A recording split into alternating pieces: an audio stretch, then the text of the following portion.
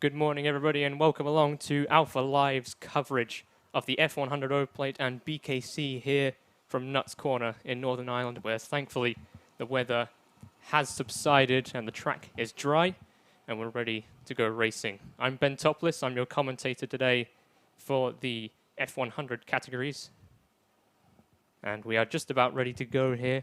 The 3 laps practice has ended for the cadets, and we're about to get racing. But starting with the pre-2000 category, where in 3 laps practice this morning, it was Francis Stewart who took the fastest lap time from Ramey Eastwood and Gary Turkington. But it was Turkington yesterday in those wet conditions who was able to take pole position with a 1 minute 4.9, just a tenth ahead of Ramey Eastwood on a 105.0. Those names maybe sound familiar, because of course Gary Turkington is a relative of Colin Turkington, the 2-time British Touring Car champion, and Ramey Eastwood, the man who runs Nuts Corner, a relative, of course, of Charlie Eastwood, who races in the World Endurance Championship for Aston Martin. As the karts make their way out on circuit, still a few dark clouds lurking around, but we aren't forecast any more rain for today. As you see there, Ramey Eastwood weaving around, trying to get some temperature into the tyres. The track may be dry, but it is still cold, and we saw them slithering around on their brand new tyres, which quite a lot of them are running this morning, trying to get grip. Maybe that we do more than one formation lap, but we'll be able to tell as the drivers circle around with their hands above their heads.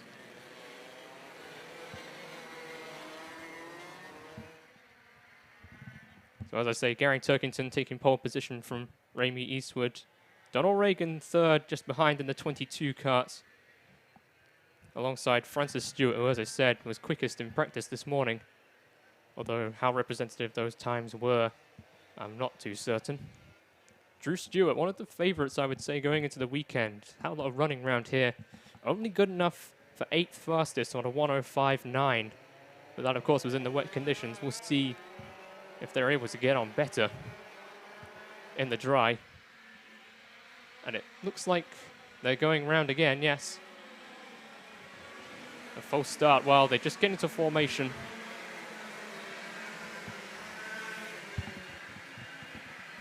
As you see there, Jay Fairbrass running across the circuit. Looks like the number 44 has just pulled up in front of me. He's got a problem, as he did in practice. And that is Dale Matthews and the pre-2000 heavy. I can just see out of my commentary box window now. I can see they're doing something with the fuel tank. It looks like the fuel filler cap isn't on properly. So it's a race against time to try and get that kart back out onto the circuit. It's not looking promising at the moment. They're doing something with the fuel line. Karts, meanwhile, are coming around the top section of circuit again. So if Dale's going to get back onto the grid, he's going to have to use some of the cut-throughs from the car circuit. At the moment, that's not looking likely, but Gary Turkington then, leading them round on pole position. Nice and steady, not too steady though. You don't want to oil these engines up, otherwise they can very easily crawl to a halt. But it looks like we're going to go racing this time. Leading them round. Lights are green and we are underway. Turkington makes a good start, but so does Eastwood. He's not able to get around the outside, but he's cutting back. He's got the inside line into the second corner, not able to make it stick. Francis Stewart trying to go around the outside there and making a move down the inside into turn number 3. He's able to get ahead. It's chaos. Into turn 3. There's 1, 2, 3, 4, 5, 6, 7 karts off over there that I can see. Absolute carnage. And I do wonder if we are going to get a restart here, but all of the karts are able to get going again. Chris Trott is among them that I can see. Is that Drew Stewart in there? No, Drew Stewart's able to keep going. So carnage there. And Chris Trott, another one of the favorites going into the weekend, eliminated straight away. But Gary Turkington continues to lead from Ramey Eastwood at the end of lap 1. And there are still karts all over the place. Yellow flags out, unsurprisingly. Francis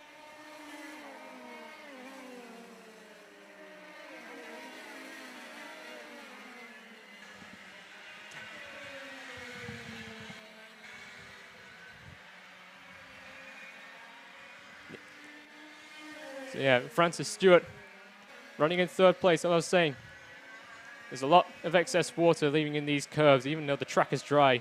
You want to be careful when you're running out wide like that. Number 16 of Derek Wilson has gone up from 6th to 4th, and looks like he's gaining just a little bit on Stewart. So we'll see if he's able to make progress up from 4th. He was looking good in the practice sessions too.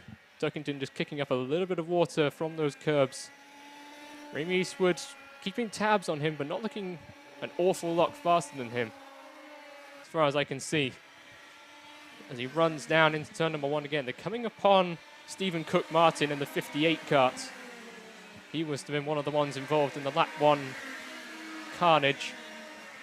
Behind the top 4, there's number 14 of Noel Brennan, who's managed to hold his position as Drew Stewart has gone from 8th to 6th. So he's now beginning to close the gap down as well. As the leaders make their way up the hill, you'll probably see them choking the engine at the end of the back straight. You do see Francis Stewart doing that. These engines are so highly strung, and it's very easy to seize them, so you cover up the airbox just to prevent that from happening. And he is now under pressure from Derek Wilson, who's very close behind. If he can get a good run through the last corner, he may have a run going into turn number 1. Down the start finish again. 3 laps completed. It's Turkington from Eastwood, from Stewart, from Wilson. Meanwhile, Drew Stewart in 6th position, not able to make that big an impression at the moment.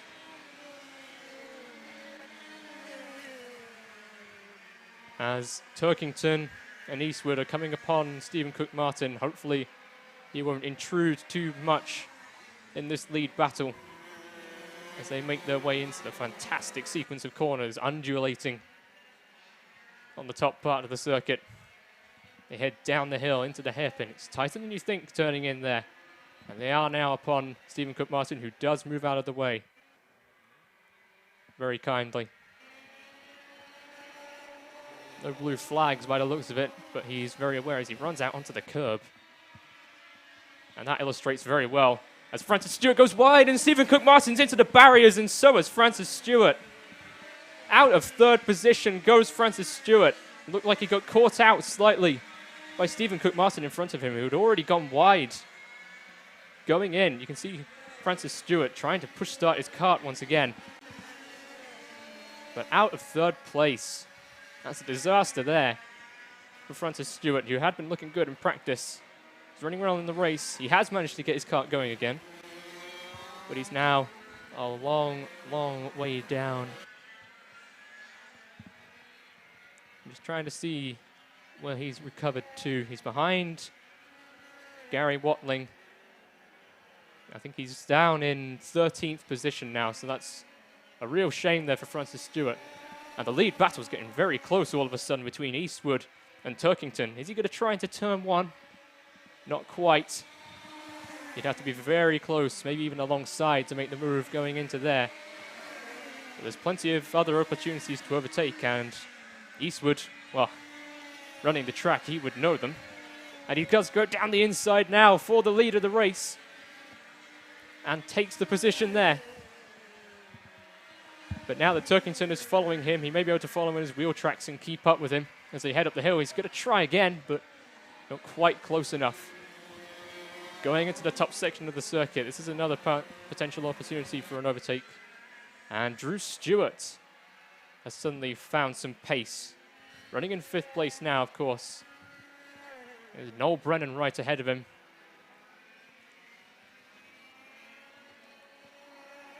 As the leaders come round once again to complete lap number 5. Ramey Eastwood leads then as he comes past my commentary box. Both of them carrying tremendous speed. The racing in pre-2000 this year has been terrific, it must be said. Very close battle. Quick shout out to the championship leader in pre-2000, Glenn Guest, who unfortunately is unable to make it. He's only making the championship rounds. It's unfortunate that you're not here. It's unfortunate that a lot of the drivers aren't here because this is a fantastic circuit. As the leaders go through the top section again, it looks like Ramey Eastwood is just pulling away slightly.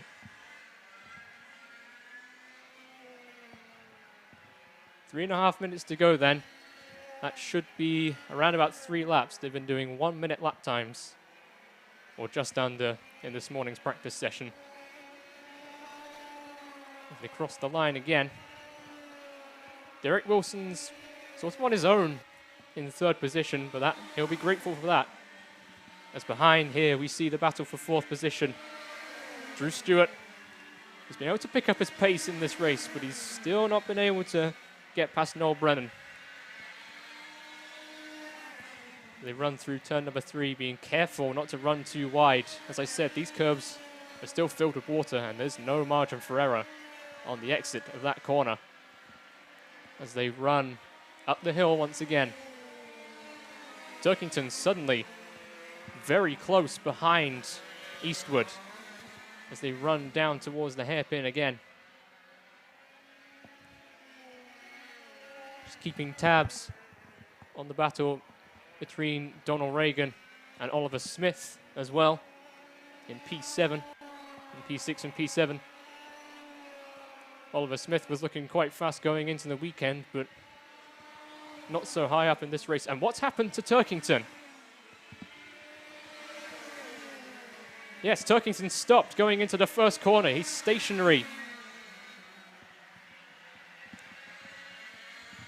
So the man who was challenging for the lead is now out of the lead and out of the race. And that's a disaster for Turkington, who was banking on this race to get a good result. In the second heats, they reversed the grid, so that's disaster there for Turkington. And that has given Ramey Eastwood a comfortable lead there.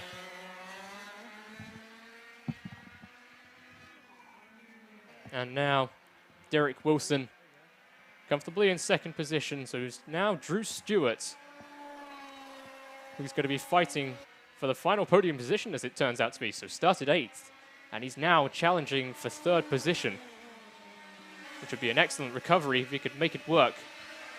As we see there, Turkington's kart stationary by the side of the track.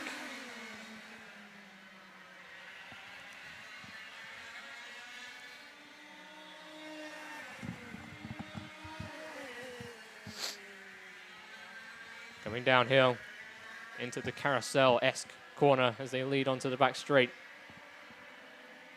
Drew Stewart just not quite close enough to make the move. The two of them are very similarly matched right now. As we see here, Oliver Smith getting ahead of Donald Reagan and up into 6th position. He's made some gains now. Started in 7th position. He might have got caught up in that first lap carnage. Some of them managed to get going, but there's still, I can see 4 karts stranded by the side of the road. One of them being that of Chris Trott in the number 1 kart. Pre-2000 champion, of course, from a couple of years back, as you see there. Ollie Smith getting out on the curb there, running on the exit of turn 1. And Ramey Eastwood, I don't know if he's coasting, but he is being caught a little bit by Derek Wilson. Not enough, though, to catch.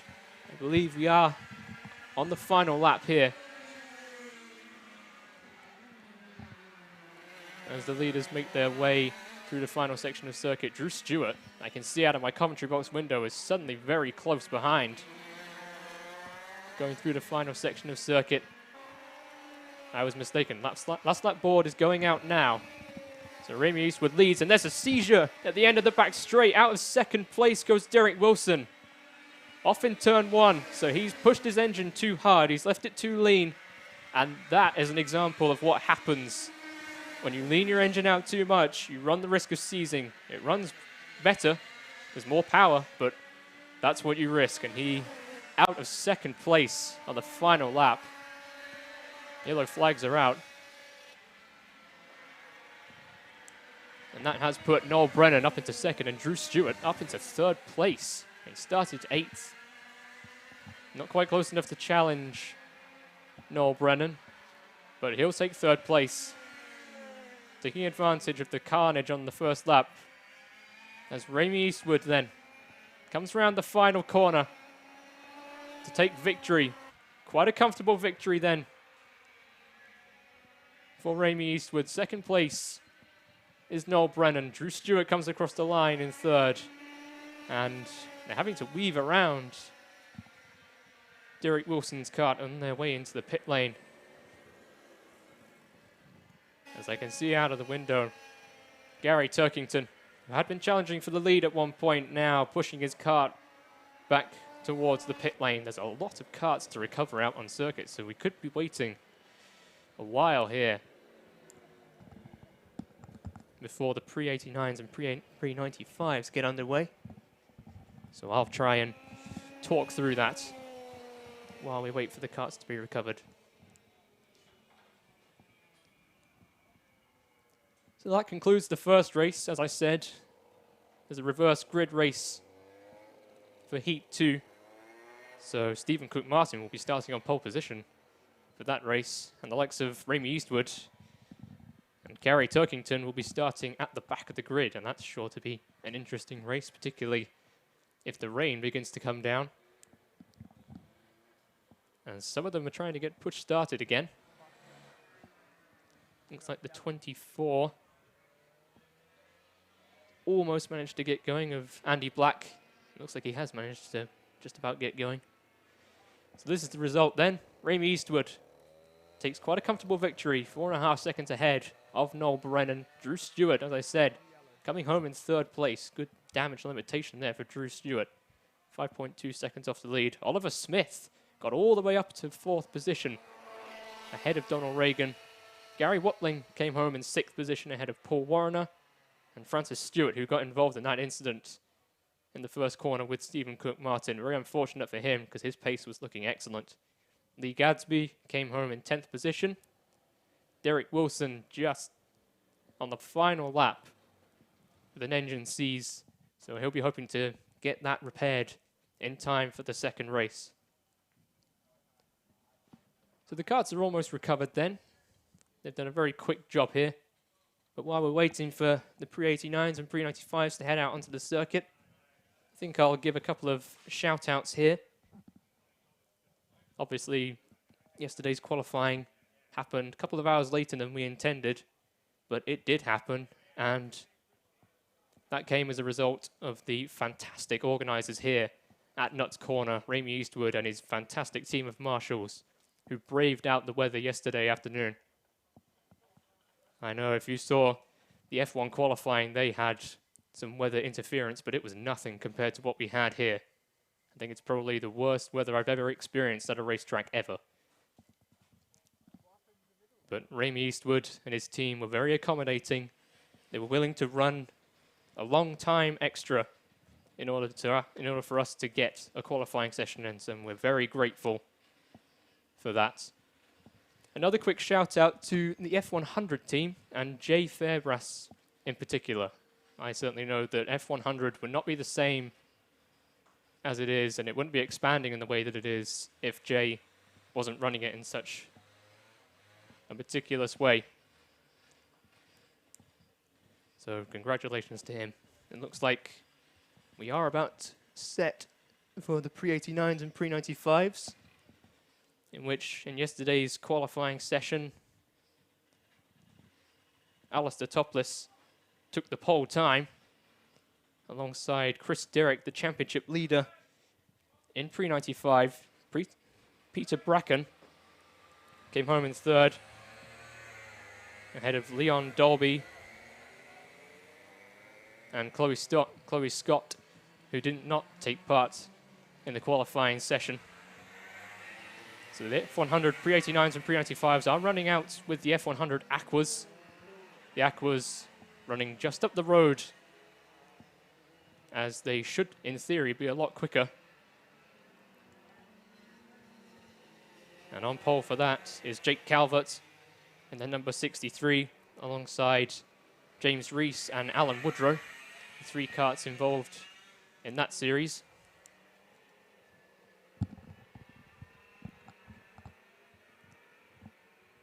So the pre-95s then make their way out up towards the top of the hill. Alistair topless, donning a techno-color race suit there.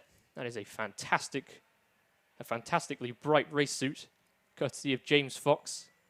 I hope you're watching back at home, James. I hope you know that I want one of those. As Jake Calvert then, taking a lot of curb on the outlap, and they are going round again by the looks of it.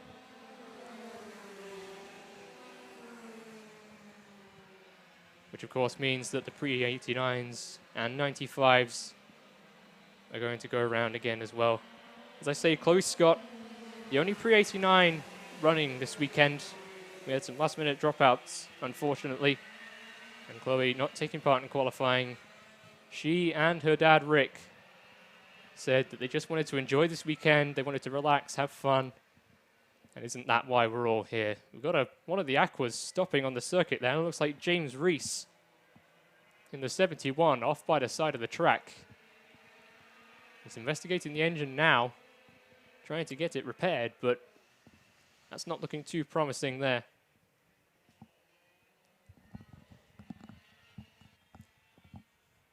As we see there, trying to get the engine started. You can see him pressing the throttle by hand. You can see him adjusting the engine carburation, but it doesn't look like it's successful. He's pushing the kart off to one side. And that's very unfortunate there. The F100 Aquas are very close to the pre-89s and 95s. They're going around very slowly, which the pre-95s are not. Can't go around too slow, otherwise they'll oil up the engines. But it looks like, yes, we're going this time. Bit of bumping and barging going on in the pre-95s. Alistair topless leads going into the first corner. And Pete Bracken has got ahead of Chris Derrick. Leon Dolby not far behind. As, who's that in the wall? Andrew Godfrey has gone off into the barriers. And the pre-95s are coming upon the back of Alan Woodrow. Alistair topless lunging to the inside. It's able to get past. In fact, they're all able to get through cleanly. Chris Derrick then having a run up the hill at Pete Bracken, but not able to make the move going into the top section of circuit. Pretty close in the moment as he makes the lunge almost going into the second part of that top section. Meanwhile, the number 63 of Jake Calvert running away with it at the front of the F100 Aquas.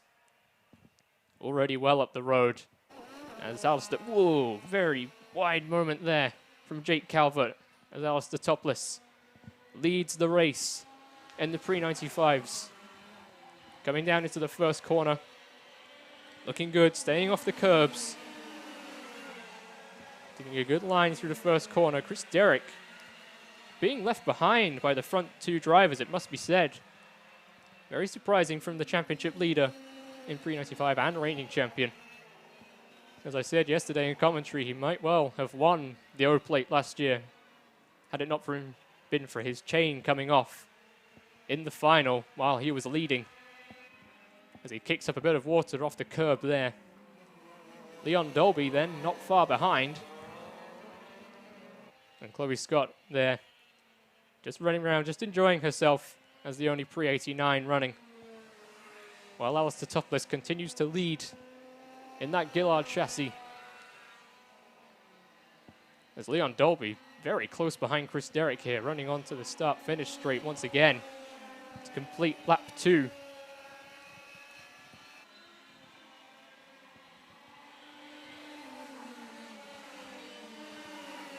Top 4 then, looking quite similarly matched. A bit of a gap between all of them. So of course the second race is a reverse grid, but in a grid of just 5 or 6 karts, a reverse grid doesn't make all that much difference. So these guys will be looking to just get the best result possible.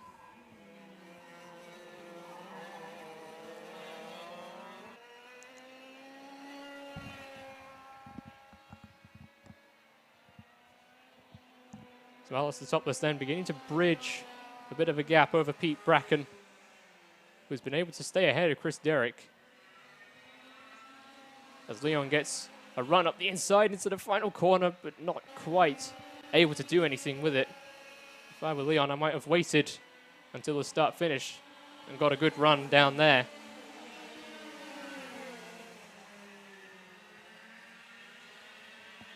Leon Darby, who last time out at Wigan, was running in the pre-2000 category and has decided to revert back to pre-95 for this weekend only, as they run up the hill again. Interesting fact that none of the O-Plate winners from last year have returned to try and claim back their title, as Chris Derrick suddenly is very close behind Pete Bracken. I wonder if his tyre pressures were slightly low and maybe his tyres have suddenly come in, but he's all over the back of Pete Bracken as they run again onto the start-finish straight. Pete Bracken looking over his shoulder, getting defensive, choking the engines at the end of the start-finish straight, after seeing what happened to Derek Wilson in the previous race. These guys will be cautious as they run up the hill now. Chris Derrick looks like he's got a run down the inside, and up into second place goes Chris Derrick. Suddenly coming alive in this race. There's a bit of a gap. Oh, who's that off at the top of the hill? There's a yellow flag, and it is Andrew Godfrey. Once again, he's gone off into the kitty litter. So we'll see now whether Chris Derrick can close the gap in on Alistair Topless, who at the moment has around a 2-second advantage. All the while, the number 63 in the F100 Aquas is just running around on his own at the front of the field. 12 seconds ahead. Make that 13 seconds ahead of the pre-95s. Running around turn one, Chris Derrick getting onto the curb. It's not a massive danger getting out onto the curb on that corner, but it does reduce your tire temperature and therefore your grip. So really you'd want to be staying off that curb as much as you can. All the while the track is continuing to dry out and beginning to rubber back in again, so these times are going to come down and down and down as the day goes on. Running up the top of the hill, Andrew Godfrey's kart is still off at the top of the hill, but it is on the inside of the track now, so it's no longer a danger to the drivers. As I see right under me, James Rees, who of course stopped on the outlap, just running underneath my commentary position now to retrieve his trolley. Just under 4 minutes left then in this race. They completed 6 laps now, as Alistair Topless leads the race in the pre-95 category, ahead of Chris Derrick and Pete Bracken. Leon Dolby appears to have dropped back slightly, so his pace, his initial pace, just starting to drop off slightly now.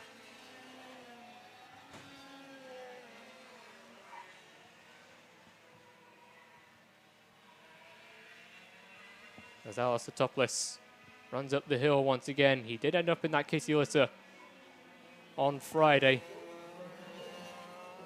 so being cautious and finding the limits of the track on Friday, meaning that he's not going to do it again today, I would hope.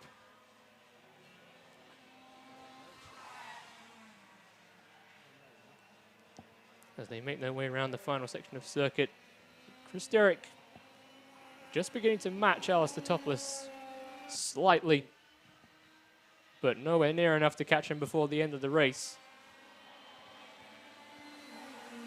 Just under 3 minutes to go then.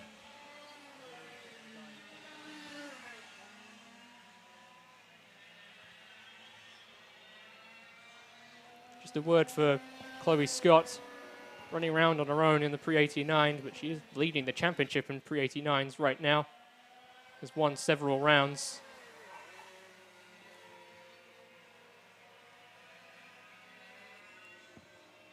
As the leaders then come into the top section again, and Chris Derrick does look like he's getting closer now. Only 1.5 seconds behind, less than that even. These two have had some great battles this year. Throwback to Lyd. The two of them had a fantastic fight in the final. Unfortunately, Chris failed to finish that race as his engine seized. But before that, they were really enjoying themselves. Alistair Topless just taking a glance over his shoulder there, maybe starting to feel that Chris is getting a bit close for his liking. 1.5 minutes to go, 8 laps completed. The number 63 of Jake Calvert continues to lead the race.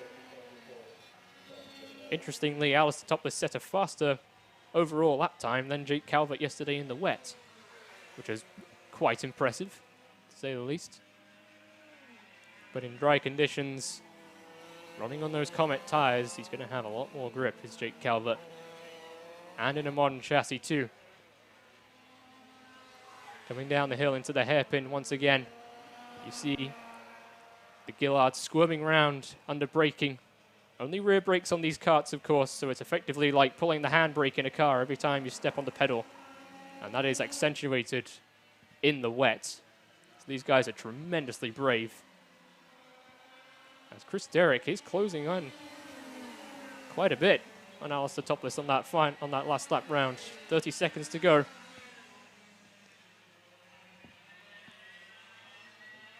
Another glance over the shoulder for the number 2 of Alistair Topless. Did wonder if Chris Derrick's tyre pressures were a bit low to begin with, and they've come in now towards the end of the race.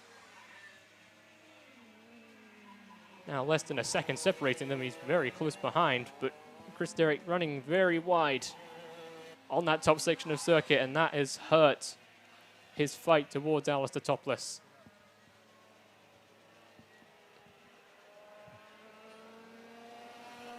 As they come round now, I believe, to begin the final lap of the race. The clock has counted down, although the last lap board hasn't been shown. So Alistair Topless continues to lead. Chris Derrick was very close behind him, but I think he made a mistake at the top of the hill, as Leon Dolby is beginning to close in once again on Pete Bracken. So if he could take 3rd position, that would be some solace for him.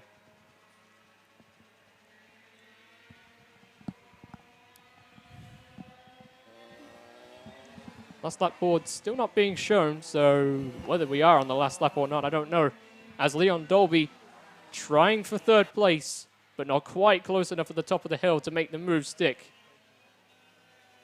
There's another opportunity here going downhill into the hairpin. But again, not quite close enough. And the blue flags are being waved as they're coming upon Alan Woodrow once again in the 72 Aqua. I hope he doesn't intrude in this battle for the lead of the race.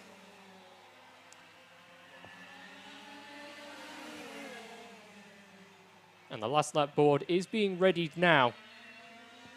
So Jake Calvert is coming around the last section of circuit. Oh, Alistair Topless just gets by.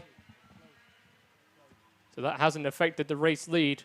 Although Chris Derrick is just slightly closer now as they run up the hill.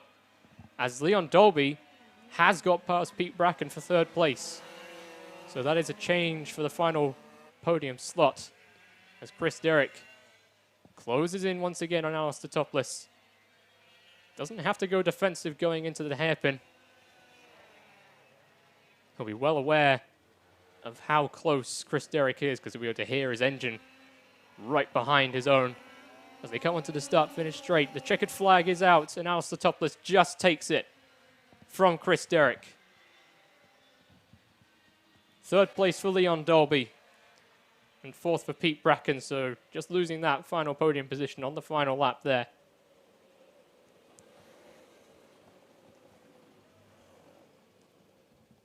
And Chloe Scott in the pre-89. Coming around the final section of circuit, we see her now rounding the final corner and crossing the start-finish line in that Gillard chassis. Choking the engine as she comes across the line, just protecting it as much as she can. As we see Andrew Godfrey Pulling his kart back onto the circuit. Is he going to try and push start that kart and get it back to the pits? It is a downhill section. You could do it, but it would require a lot of effort.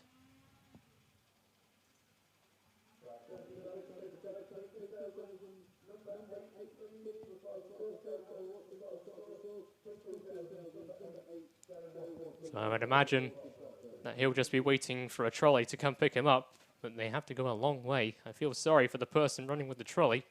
Has to go all the way up to the top part of the circuit to retrieve that kart. Let's just say I don't envy him, even on a day like today where it's relatively cool. So that's the end of the pre-89s and pre-95s, as well as the F100 Aquas. Jake Calvert taking the victory by quite some margin in the F100 Aquas. Alistair Topless just taking victory from Chris Derrick in the pre-95s. Leon Dolby, as I said, getting past on the final lap of the race. Ahead of Pete Bracken, Chloe Scott, the sole pre-89, finishing in 6th overall. Alan Woodrow getting lapped by Jake Calvert and Alistair Topless in that race. And Andrew Godfrey, we saw, went off on the top part of the circuit, who has been push-started now. So he gets going. And, of course, James Reese, who stopped on the outlap. So that's unfortunate that we weren't able to see what he could do and whether he could challenge Jake Calvert.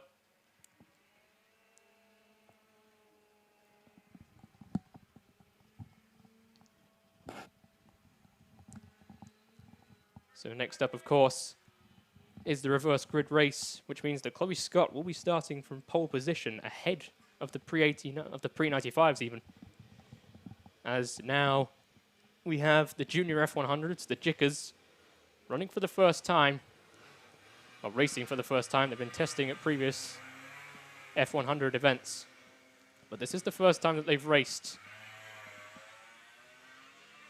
And it's Alex Kobe who starts on pole position for this race, having absolutely flown in qualifying yesterday, setting a 1:08 in qualifying, which is very fast in the wet conditions.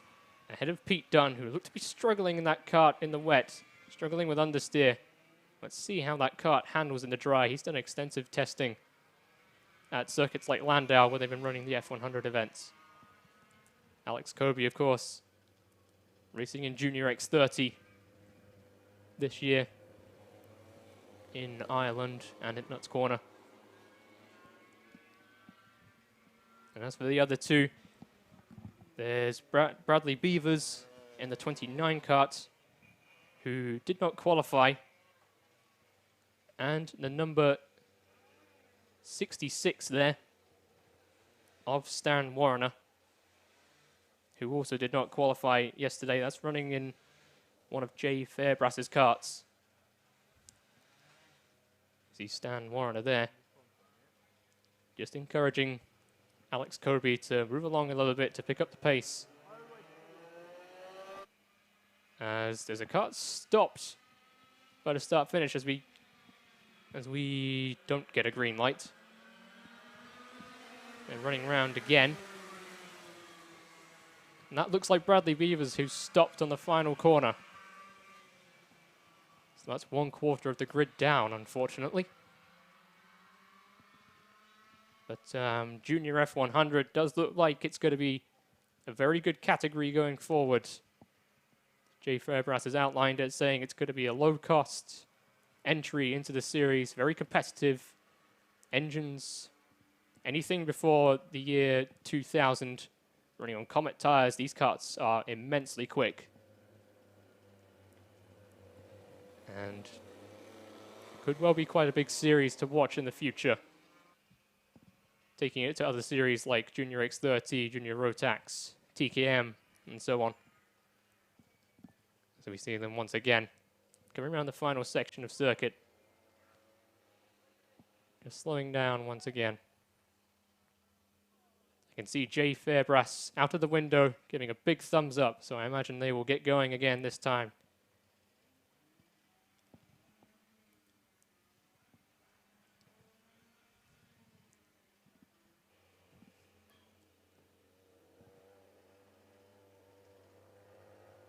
And that looks like Pete Dunne, who has an issue.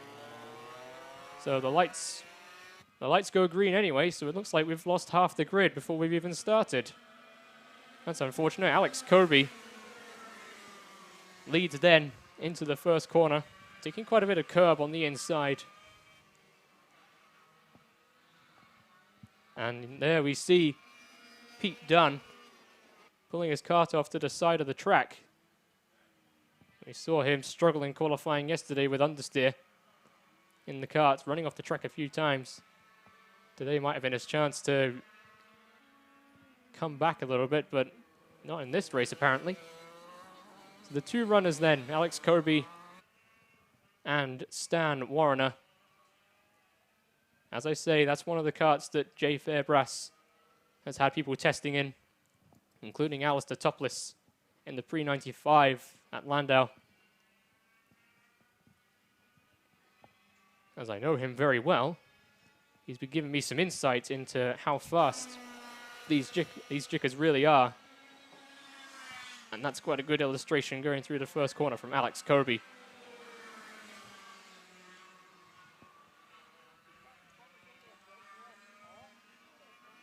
He said to me, and I quote, "They're about as fast as pre-2000s. And Alex Kirby going a bit wide there. She can afford to push the track limits a bit because her only competition is Stan Warriner. But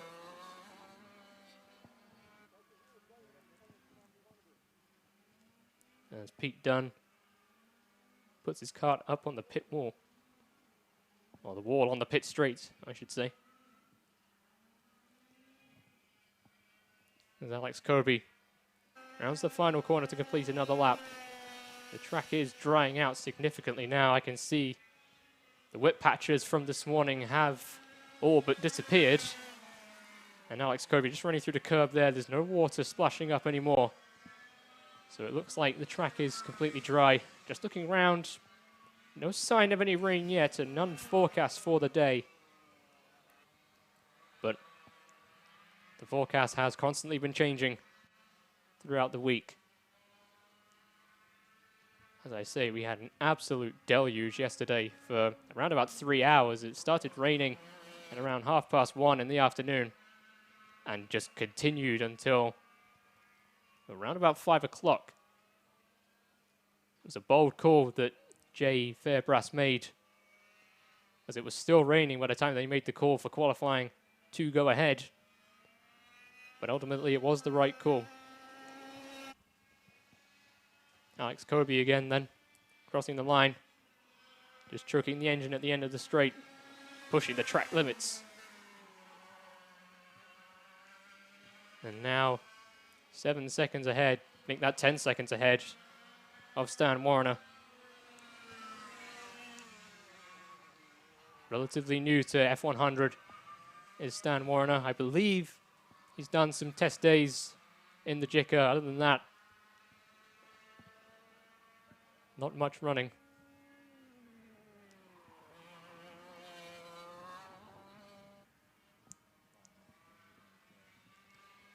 So 6 minutes to go then in this session.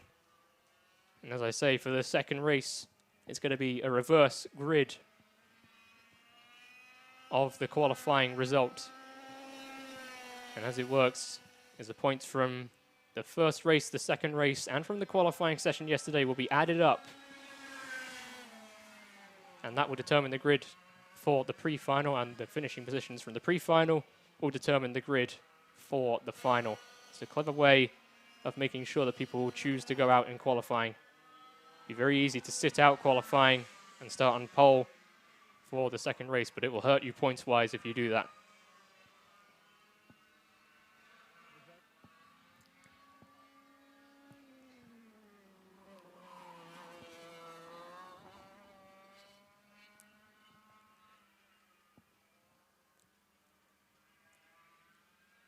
Unfortunately, I don't have a comments feed up here at the moment.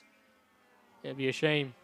It's a bit of a shame because I'd like to see what you think of each of these races But I was able to look back on some of the comments yesterday after the qualifying session, a lot of which said that they were loving the sound of these karts, and I am very much in agreement. The way you hear them scream down the start-finish straight, the noise is a lot of what makes F100 what it is and why it was rebooted a few years back.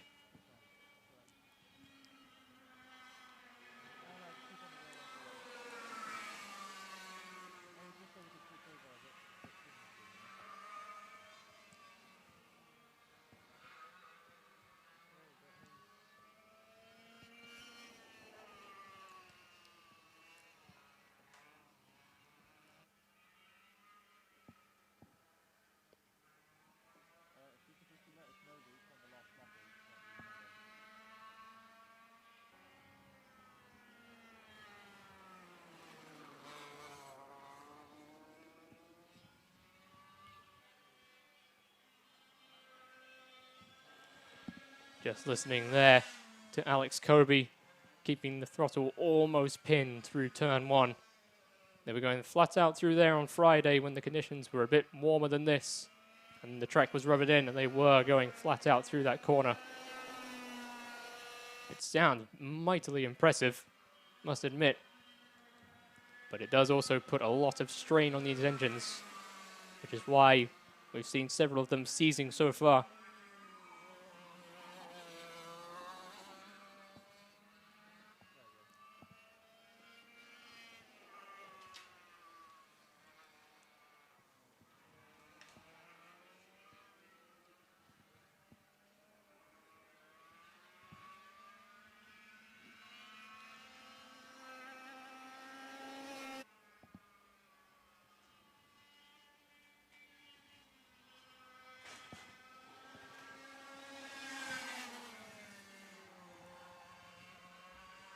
Alex Kobe then, running around turn one again. I'll give you a quick track guide while she runs around. Turn one, almost flat out. Turn two, difficult to pick a right line. It's quite wide on the exit. You can carry plenty of speed through. Turn three, just making sure you don't get too greedy on the exit of that corner, and making sure you stay off the grass on the outside of the circuit. Turn four is negative camber, hard to get the kart to turn in, but then eventually you can let it run down the hill, let it run quite wide as you run down into a carousel-esque corner, carrying plenty of speed in. Plenty of runoff on the exit of the corner that you can use on your way up to the back straight. Uphill, you can leave the braking very late, but not too late, otherwise you'll end up in the kitty litter. Come into a corner, it's tighter than you think.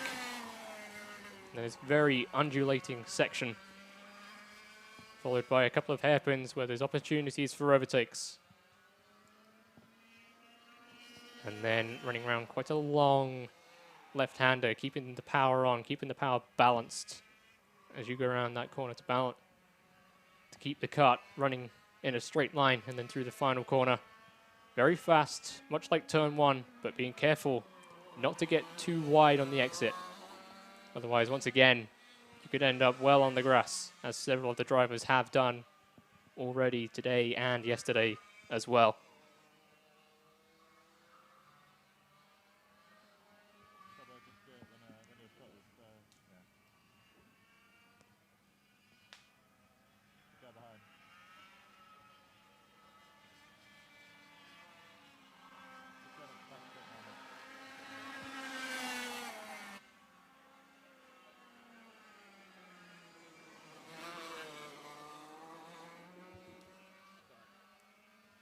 So the Alpha Live guys have very kindly been able to get the comments section up and running. So if you're watching, let us know you're here. Say hi to me up in the commentary box. It's very lonely up here, so I'd love to hear from you. If you got any questions, just put a message on the Facebook live feed, and it'll pop up on the screen that I have here.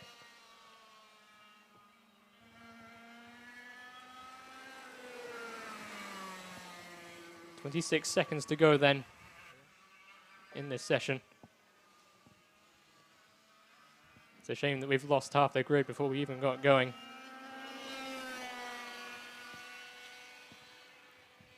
But after this session, I will be handing over to Alex, who is going to give you the commentary of the BKC cadet races. And then I'll be returning to you for Heat 2 of the pre-2000, pre-95, pre-89, Aquas, and the Jika categories. But as I say, keep leaving your comments, and hopefully I'll be able to read them out later if I'm not too busy commentating on the actual races themselves. So time's run out then, and I imagine we'll be seeing a last lap board coming out in a few moments' time as Alex Kobe comes around the final section of the circuit.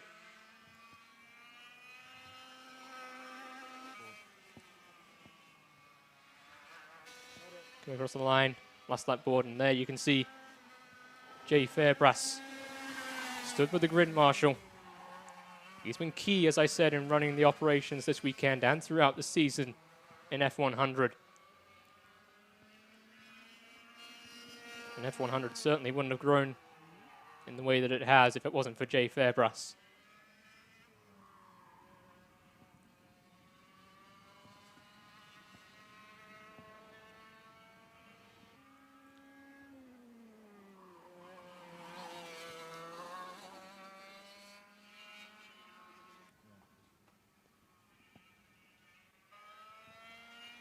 Alex Kobe then into the final section of circuit for the final time.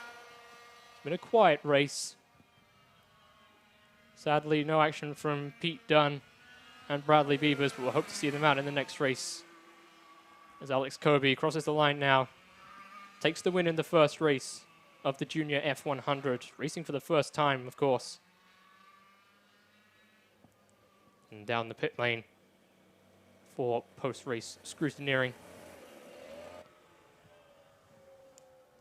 We see Stan Warner now going up the hill for the final time.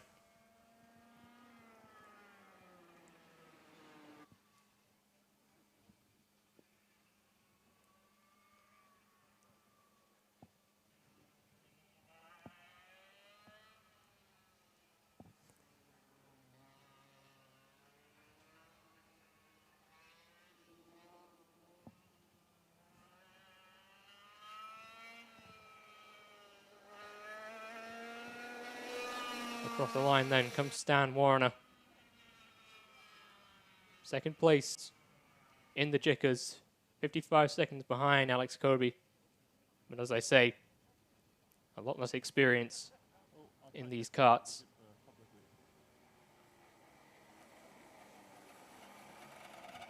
So that's it then for the Junior F100 and for all of the F100 categories. Indeed, at the moment. Next up is the BKC commentary. And I will hand you over to Alex now, and I will see you back for F100 for Heat 2 in a short while. Bye-bye. Smile, you're on camera.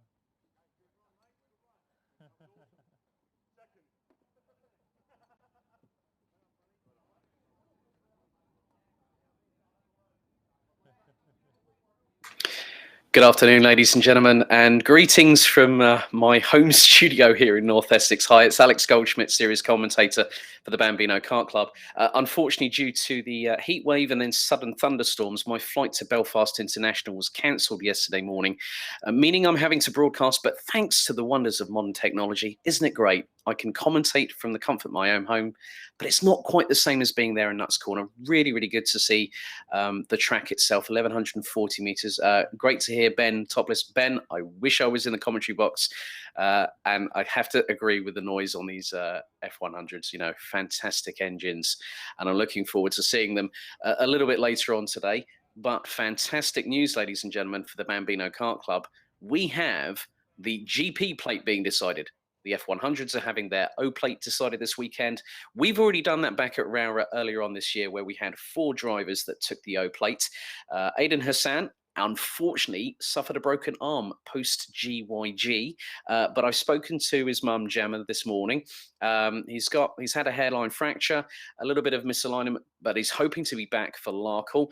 Oakley Keithley suffered just a broken collarbone as a result of that nasty flip at GYG at the top of the hill, but he's recovering, still in some discomfort, I might add. So 2 IAME cadets I'm definitely looking forward to seeing coming back. Also, we had in Honda Cadet, Damien Barris-Haggett took the O-plate, not here this weekend. Alfie Howland and Riley Cranham, the other 2 O-plate champions, are here with us at Nuts Corner Circuit, around 15 minutes from Belfast International Airport. They're the 2 O-plate champions, and they've got an opportunity to do a clean sweep of the GP plate this coming weekend. We've got, obviously, with being over in Northern Ireland, a lot of the Irish contingent. There's quite a few that I've already taken note of. Chadler Mann is one of them. He's currently running in IAME Bambino. You've also got Jack McLaughlin in the C50 Comas, who are about to go out first. Also, Jack Buckley, who was embroiled in that absolutely fantastic scrap for the round 6 finale at GYG, the first round of the first weekend of the month. But we're not that far away for getting our first Bambino Kart Club race, which will be the C50 Comas. This is the entry level point for the championship. Now, we have 4 categories, 4 titles still up for grabs. We are heading into the business end of the championship. Because our next race will be at Larkhall in Scotland on the first weekend of September. So there's going to be a bit of a nice sort of a customary summer break, if you will. But the track here at Nuts Corner, I really wish I was there in person. But the main thing is, thanks to Luke, Austin, and the team at Alpha Live, we've managed to get this up and running. So both Ben and myself get an opportunity to commentate on the respective championships. And so at least you hear not just myself all day long, as we've had pretty much this season on the Bambino Kart Club. Head to Alpha Live on YouTube. You can also go to the Downforce UK Facebook page, the Karting Magazine Facebook page, and I understand that we've even cross-posted to a North America karting page as well. Obviously, the resurgence of the F100 is in full effect. So it's really good to see this championship come flourishing back, and with Alpha Live and the team, they're doing a fantastic job. I know that a lot of the practice sessions for Bambino Kart Club were postponed yesterday. And obviously I got to stand still with plenty of time to spare, as we have the parents now walking on. Now, these dads walking out on track are pretty much the big support mechanisms, as we see our first couple of drivers out, and it looks to be, well, I'm not at all surprised. It's our 2 title protagonists, the 0 plate of Alfie Moore, and I think also not too far behind is the number 50 from Rochdale, Seb Moore. These 2 have been battling for the overall title, and I have to say, back at Rowra in May, when we had the May double header over the bank holiday weekend, Seb missed out by the narrowest of margins. So there's Alfie. Based out of Ashford in Kent. His dad Luke is with him at the moment. I know that mum Chloe is back at home. Then you got Seb Moore, son of Will, who used to do a lot of motocrossing back in the day, as we're seeing some of the drivers make their way on track. What is it all about with regards to C50 Comas? Well, it's the entry-level point for the Bambino Kart Club, set up by Darren Beavers, who I think is mechanic for Bradley this weekend, running in the F100s in the junior category. So it just goes to show that it's that father and son combination. I've got great respect for Darren, great respect for Bradley as a racer, and it all came about with Darren wanting to get Bradley racing. And here we are, 6 years later, and we're going all around the UK and even to Northern Ireland. So the last 3 rounds of the championship are coming up very soon. We've got the likes of Ethan Bath as well from Wootton-under-Edge, Jesse Phillips from Curbridge, Jensen Chalk from Wootton-under-Edge as well. Lucas Stonia has also been consistently running in the top 10 throughout the course of the season from Kettering, just outside of Northamptonshire. Then we've got the likes of Jack McLaughlin from Kilcullen, Rory Armstrong from Downpatrick, currently running in the 68. Alex Butler, Jack Moran, Riley Stewart, Brogan McDonald, and Jason Park. We've also got Evan Johnston, and I think also Ronnie Ray Carter from Runcorn. He's our youngest competitor in the Bambino Kart Club and Interkart Championships. So times yesterday, obviously with the extreme weather that also hit Belfast International. I think it was, 83 millimeters of rain in a matter of hours, and I was waiting for my flight quite patiently. There's been a lot of uproar in Stansted. I won't go into that because it's not just affected me within motorsport, it's also affected a couple of other colleagues as well, as there's been quite a bit. So we've got, so it's going to be 10 minutes plus. It's going to be 10 minutes for each of the time trials, apart from the final, which will be 12 minutes in duration. First benchmarks coming in. Seb Moore from Rochdale posts a 1 minute 24.480. Alfie Howland a 1 minute 24.826. So already we're going to get those times coming in. So Lucas Stonia up into third. Jesse Phillips up into fourth. There's Ronnie Ray Carter. He was sporting quite a nice sort of red livery earlier on this season. But it's got new front fascia and also side pods on the karts as well. Alex Butler now up into third position. Rory Armstrong up into eighth. So times yet well. Jason Park, nice work there by the number 88, has just gone fourth. 1 minute 27.875. So the C50 Coma time trial division is all about learning your initial racecraft. As Ben Smith goes up into second place on a 1 minute 24.551, 0.071 off of Seb Moore. It's about learning racecraft. It's about entry points in terms of getting youngsters racing, getting them to enjoy it, and also to make sure that they learn about apex speed, turning the car in, making it rotate, and also braking and throttle modulation as well. And that's how, you know, I think, as I made a point of this back at GYG just under a month, 4 weekends ago, that the BKC is the first one to actually allow Bambino drivers to actually race.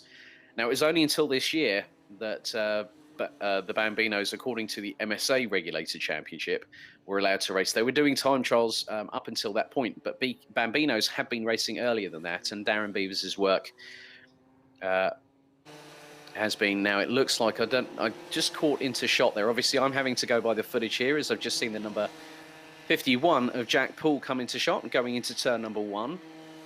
Very interesting what Ben was saying about the type of characteristics that you got here at Nuts Corner, as you're going to see that a lot of the Irish contingent are gunning for these GP plates, and I'm not at all surprised that we're having a very different format for this weekend.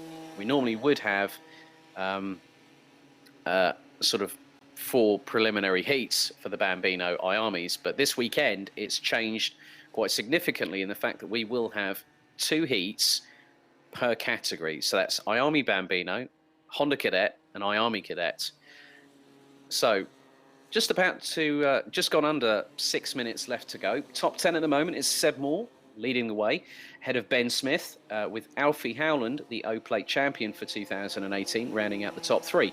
Then it's Jason Park in the 88 in 4th, ahead of Jesse Phillips in the 26 with Alex Butler, Lucas Stonia, Jensen Chalk, Ethan Bath, and Ireland's Jack McLaughlin rounding out the top 10. And as you can see by the live screen, that the top 4 separated by less than a second, and Jason Park has actually gone from 9th to 4th. And Jason based out of Antrim, so that's another one that's going to be keeping me on my toes quite specifically. And for those wanting to find out more about the Bambino Kart Club, the website's currently under maintenance at the moment, and it is bambinokartclub.com. As I've just seen Seb Moore come into shot there, the number 50 from Rochdale. And it's been very close. When we went into GYG 4 weeks ago, it was 5 points between himself and Alfie Howland, and Alfie took a clean sweep over at GYG earlier on this year. And that looked to be, I think that might have been Jack McLaughlin getting past Seb Moore, as Ben Smith now tops the times. He's gone 0.089. Oh, and that's Seb Moore's pulling off. Seb Moore is pulling off the track.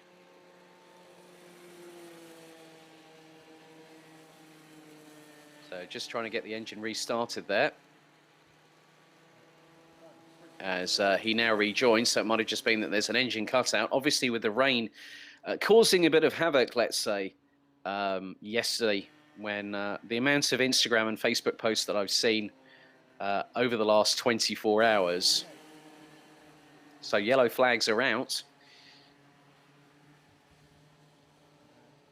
3 minutes 40 on the clock left to go.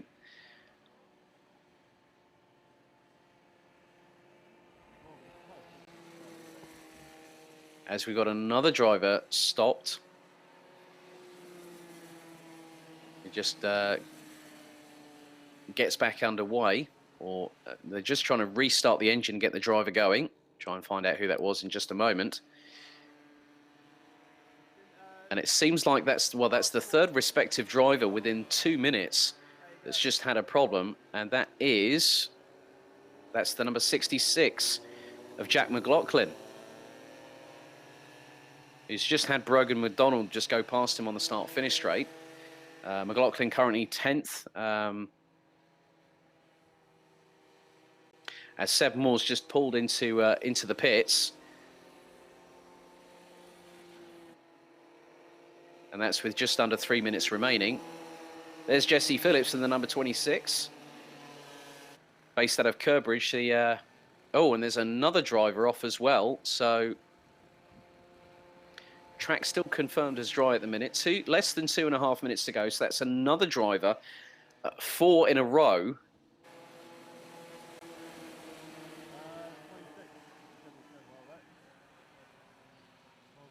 So Seb Moore at the moment is currently second. Alfie Howland has time, about 2 minutes or so.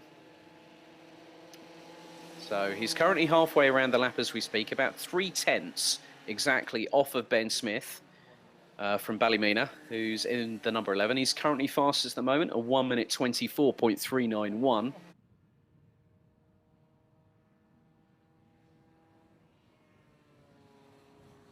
So running order as it stands with just 1 minute and 45 on the clock. Ben Smith leads from Seb Moore, who's just put it into the pits. Alfie Howland in third. Jason Park.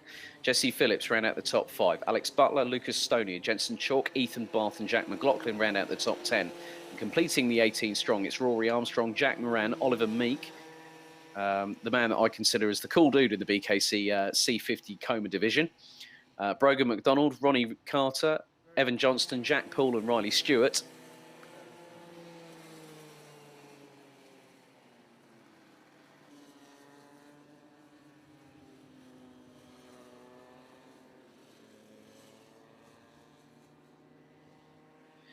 So no changes on the board at the minute. 60 seconds left on the clock to go.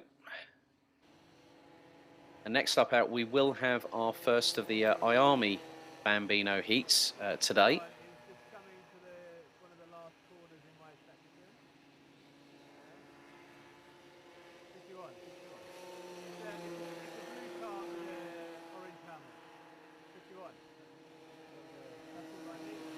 So there's the number 51 of Jack Poole, currently circulating in 17th position. Best lap from the youngster is a 1 minute 32.796. So it looks like he's probably had an engine cutout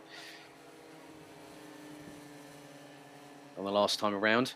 As Ben Smith goes even quicker, he goes sub 1 minute 24, a 1 minute 23.998, as we've got just seconds remaining as the timer ticks away here at Nuts Corner Raceway.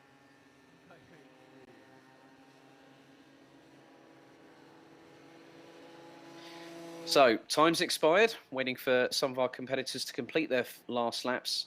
So at the very least, Seb Moore will be in the top 3.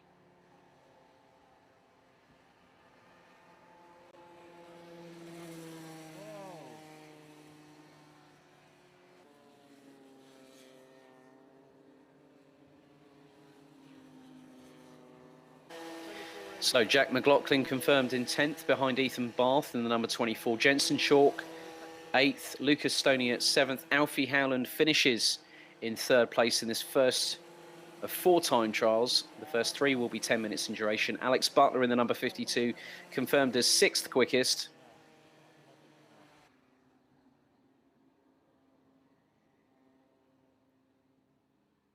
So some drivers still circulating at the moment.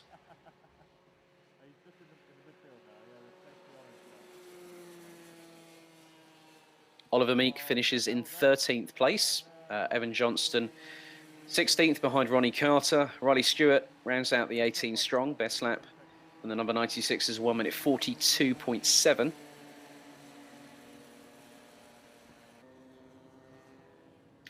But Ben Smith takes the first C50 Coma time trial heat here at Nuts Corner Raceway in Northern Ireland, where we are hosting our GP plate event for round 7 of the 2018 Bambino Kart Club and Interkart Series Championship.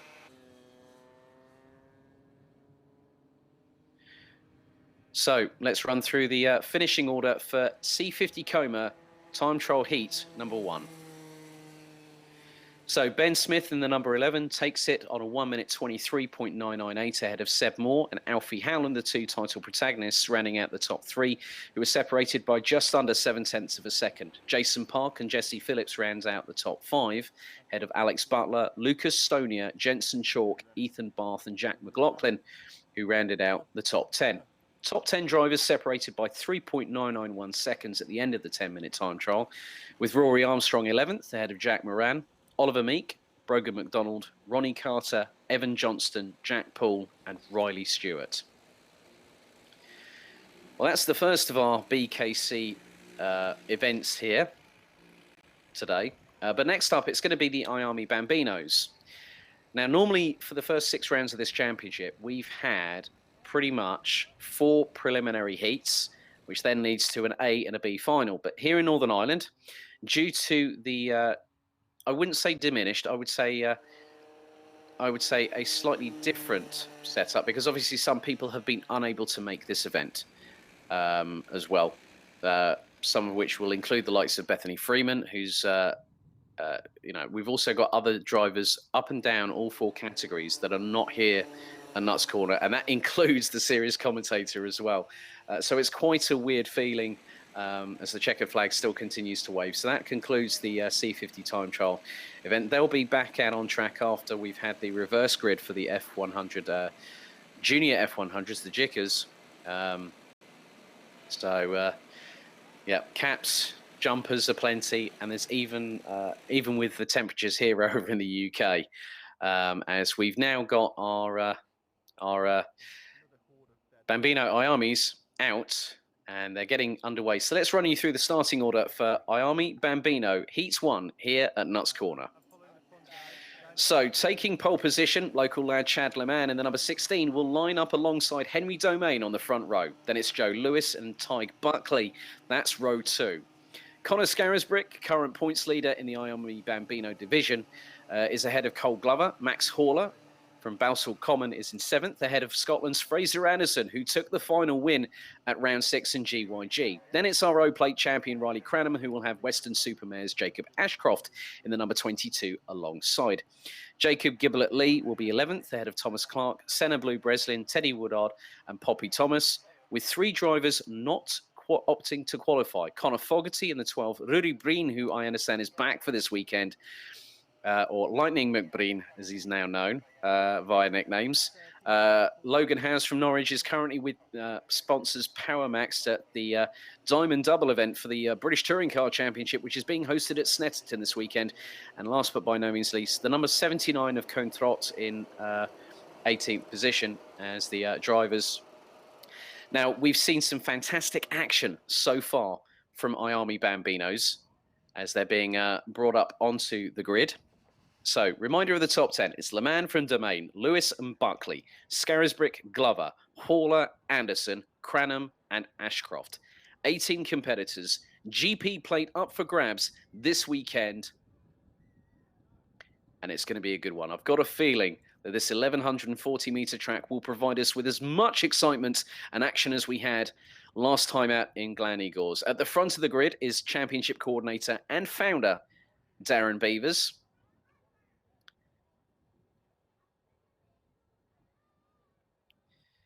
So 10 minutes plus 1 additional lap.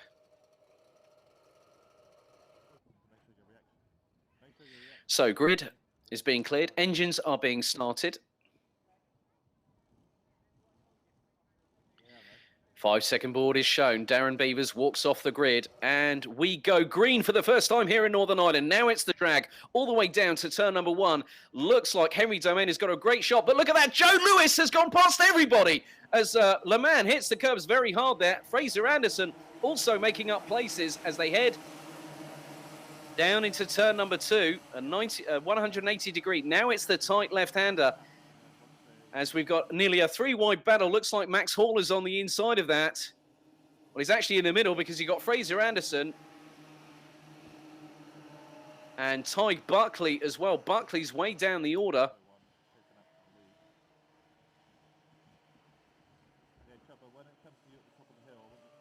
So 16 did start, and that does include Rory Breen down at the back of the order in the number 15. He showed great pace as Henry Domain continues to lead.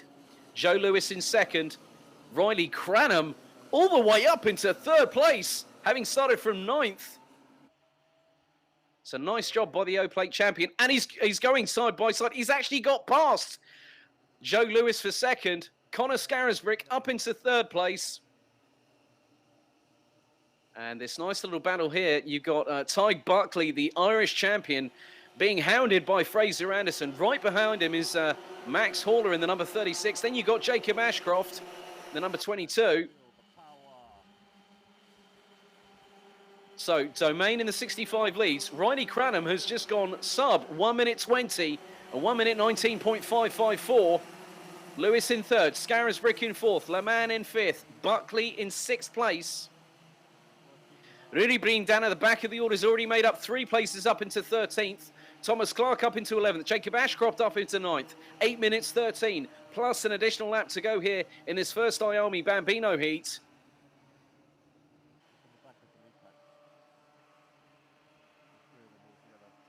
And I'm just keeping an eye on the lap time deltas. Look how quick Riley Cranham is closing in on Henry Domain, as it looks like Joe Lewis has got past Chad the Man, as Scarisbrick now up into 3rd place.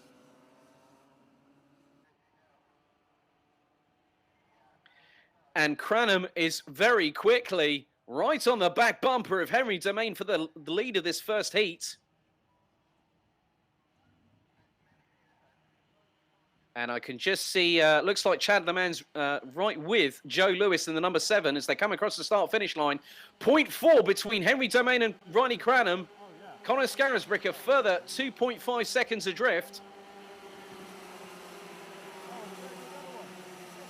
Oh, and there we go. Chad the Man right up on the inside of Connor Scarisbrick, going through the exit of turn number 2 there. Nice work by the Irish driver in the number 16, but Scarisbrick already back on the offensive. Is he going to take the position back? He's got the inside run going into turn number 4, but Le Mans swoops in front. Nice work there between the pair of them.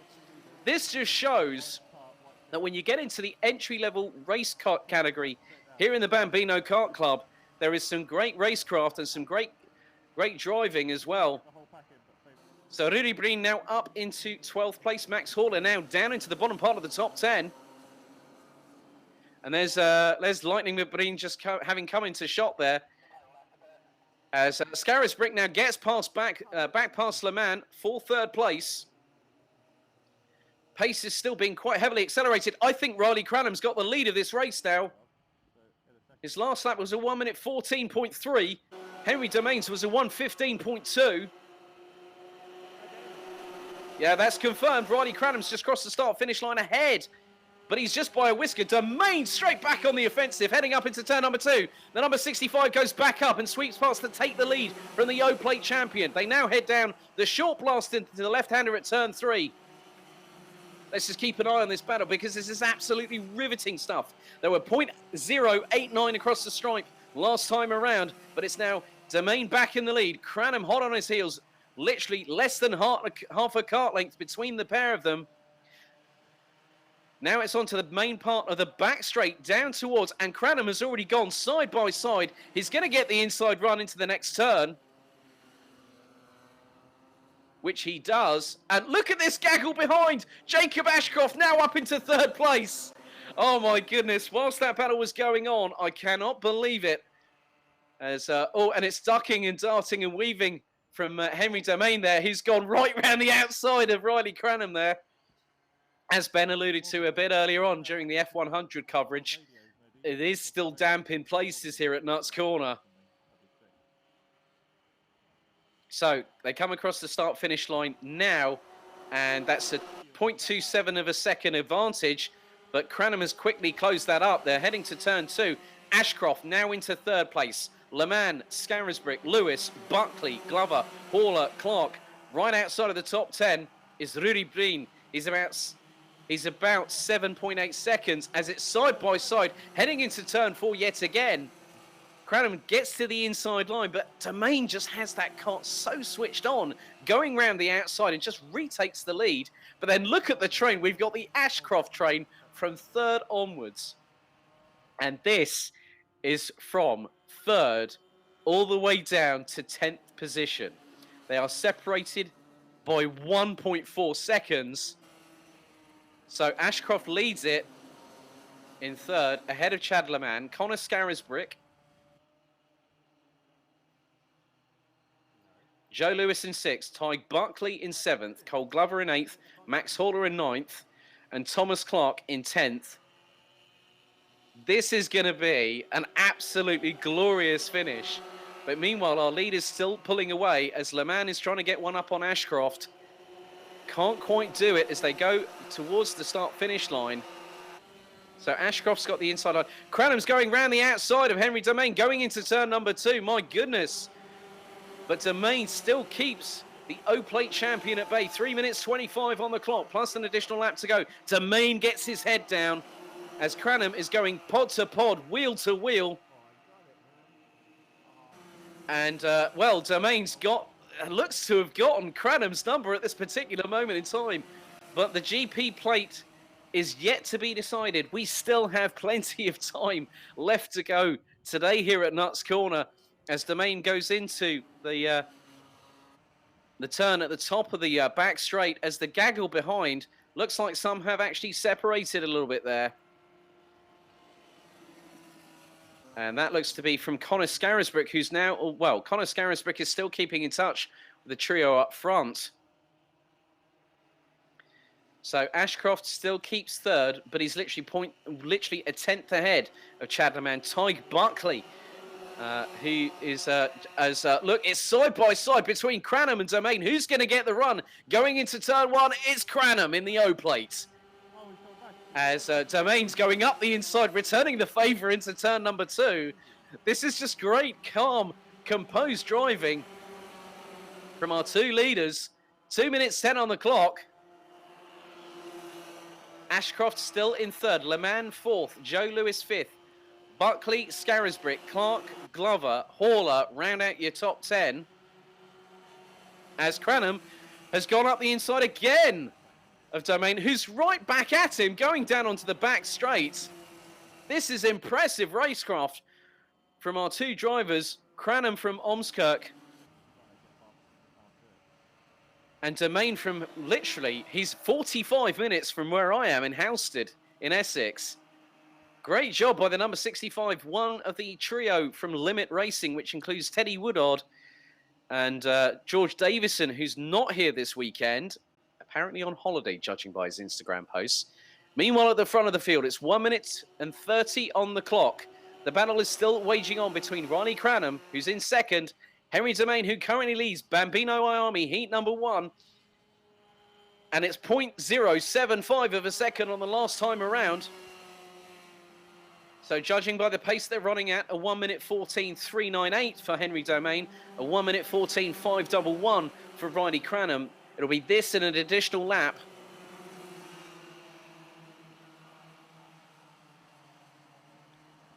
So still, Domain leads. Cranham in second. Ashcroft leads Le Mans in third.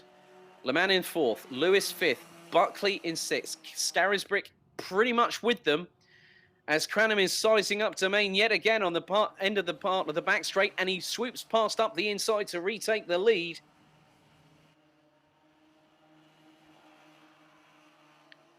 So 30 seconds to go. By my calculations, we'll have this and one more lap to go. So I've got a feeling that depending on the pace that they bring through, so at 10 to go, they will not cross the start-finish line. So it will be one more lap. So just over 1,200 meters remain in this Bambino IAME finale, first heat. And its last lap board, Domain was 0.34. Cranham goes purple, a 1 minute 13.688. And has that been enough to break the deadlock between the pair? Well, still plenty of time to go. There's still over 700 meters left of this 1,140 meter facility here at Nuts Corner Raceway. But you can see that Domain is closing.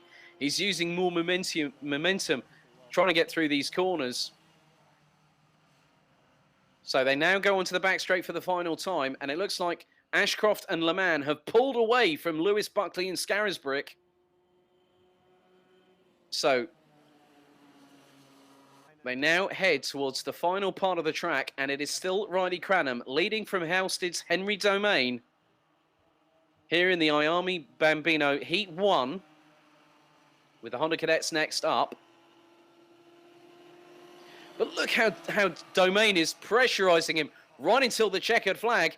Just one more corner remains. Then it's the blast down the start-finish straight. Who is it going to be? Is it going to be Cranham? Is it going to be Domain? And it looks like Riley Cranham might have done enough. It's going to be a photo finish, I feel.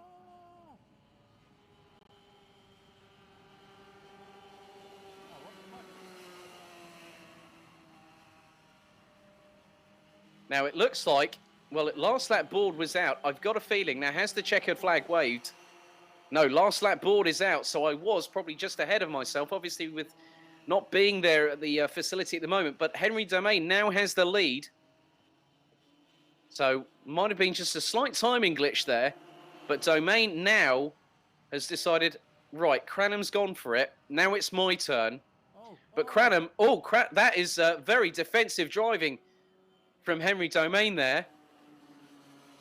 Riley Cranham's still with him. They're now going down into the latter part of the track. Domain just needs to keep focused. He's got to concentrate not just on what Cranham's doing, but what he's also doing as well to try and keep ahead of the O-Plate champion. They're now coming through into the penultimate couple of corners. Now, Cranham is going to have the advantage here. They come around the final 180-degree left-hander here at Nuts Corner. Round the final corner. It's going to be a drag race. Cranham has got the toe. He's going to try and go for it. But I think, no, there we go. That's it. That's all said and done. Henry Domain crosses the start-finish line to win IAME Bambino Heat number 1 ahead of Riley Cranham. But it's on the blast down to the start-finish straight. It's going to be ever so close. But Ashcroft gets it by 0.049.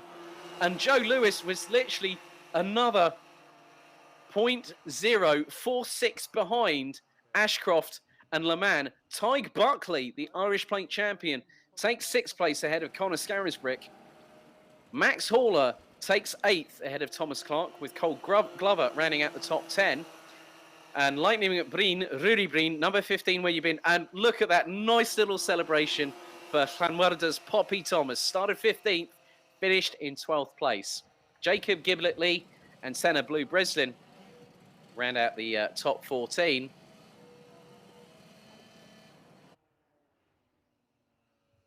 And here comes Teddy Woodard. So let's run you through the finishing order, shall we? Henry Domain takes Bambino IAME Heat number 1 win by just 0.096 of a second after a fantastic duel between himself and Riley Cranham, the current O-Plate champion. Jacob Ashcroft, Chad Le Mans and Joe Lewis were 3rd, 4th and 5th respectively, separated by just 0.095 of a second at the flag. Tig Buckley, the Irish champion, finishes in 6th ahead of Conor Scarisbrick, Max Haller, Thomas Clark, Cole Glover, who rounds out the top 10. Rudy Breen, who returns for this round, finishes in 11th ahead of Poppy Thomas, Jacob Giblett-Lee, Teddy Woodard, with Fraser Anderson only completing 2 laps of this 10-lap race. Excuse for the unzipping there. It's might be cold here in Essex, but even I'm wearing a sweatshirt and I'm inside the house, and it's a bit hotter than what I expected. But there we go. We'll see the IAME Bambinos a little bit later on. And now it's time for the first of our 2 cadet heats. And first of all, we will have our Honda cadets.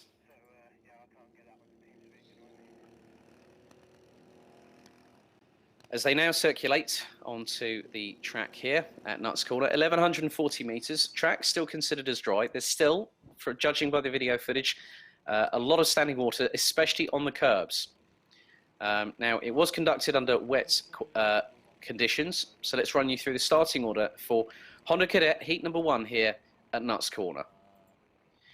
So, Joseph McMahon in the number 33 starts from pole position ahead of Ruben Kernowen in the number 92, and it's Jack Burrows and Lewis Stannard in row 2. Then Charlie Gardner and Ollie Poole in row 3. Kasper Tomilewski from Poland is in 7th position ahead of Ashton Butlin and Jacob Anslow. So 9 competitors this round, and in some respects there's been quite a few drivers that haven't made the trip over. Obviously Damien Barris-Haggett, O-Plate champion, not competing in this round. There's other drivers that are competing in other championships elsewhere, opting not to join us here at Northern Ireland.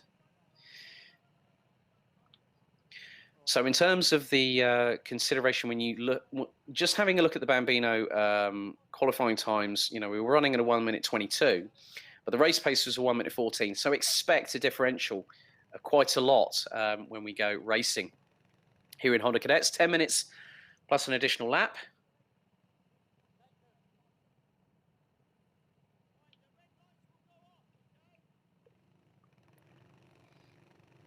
So 5-second board. And lights go out and we go racing for the first time for Honda Cadets here at Nuts Corner. And it looks like Stannard and also Burrows are trying to get muscle in on the action. Looks like Ruben Kernowen has been dropped quite considerably and has already dropped to 5th position. Tomilewski still in 7th place. But at the moment, McMahon is leading, but right on his back bumper looks to be the number 16 of Jack Burrows, which it is. And Burrows goes up the inside of the pole sitter, the number 33, to take the initial lead here at Nuts Corner.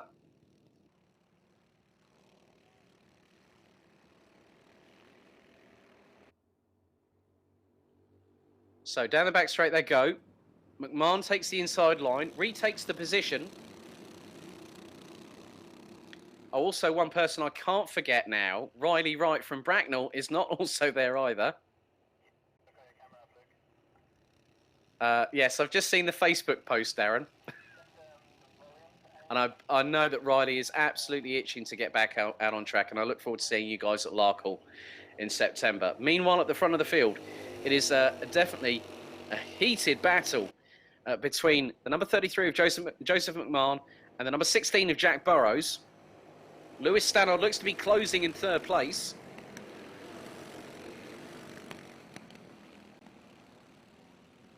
So Charlie Gardner in the number 66, who qualified in 5th place. He's on the Project 1 chassis, as the inside line is being taken once again by Jack Burrows, who goes back up the inside of Joseph McMahon. Round turn number 4 to take the lead. Well, turn number 5, actually, if you consider it. So down the back straight they go. Tomilewski now up into 6th position. Polish driver based out of Glasgow. I think it's one of the shortest drives for the number 20. So running order at the moment is Joseph McMahon, who leads from Jack Burrows. Lewis Stannard looks to be closing in 3rd place. Lewis made the switch from Bambino to Honda Cadet the midway point of the season, or just after, I think it was just after Hooton Park earlier on this year. And he's really got a great pace as Jack Burrows goes and sets the fastest lap of the race. So, well, actually, that fastest lap has just gone to the charging Polish driver of Kasper Tomilewski. A 1:09.881. That is nearly 7 seconds quicker than qualifying yesterday in wet conditions. So at the moment, Joseph McMahon leads from Jack Burrows, Lewis Stannard, Charlie Gardner, Kasper Tomilewski, Ruben Kanoen, Ollie Poole, Jacob Anslow and Ashton Butlin. That's your running order with 7 minutes plus an additional lap to go. And Tomilewski is closing on Charlie Gardner. On the back straight comes the number 20, heading down on the inside line. Excuse me. So Gardner still ahead. Now with these pooled engine championships, it's shown great racing. We saw that at Glanny Gores just 4 weeks ago.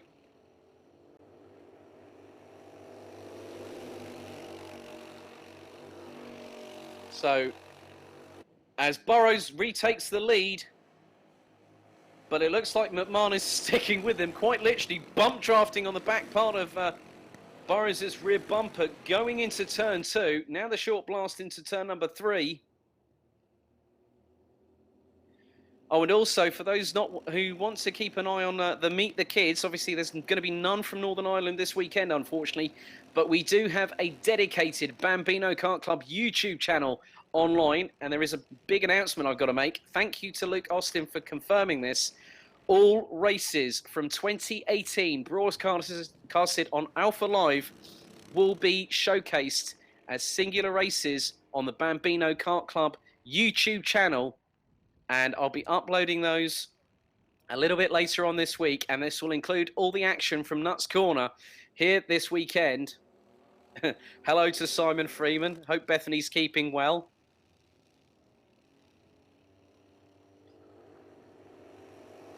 So we still have 6 minutes and 14 to go. And it is still nip and tuck between the two leaders. Well, actually, it's 5 minutes 13 to go.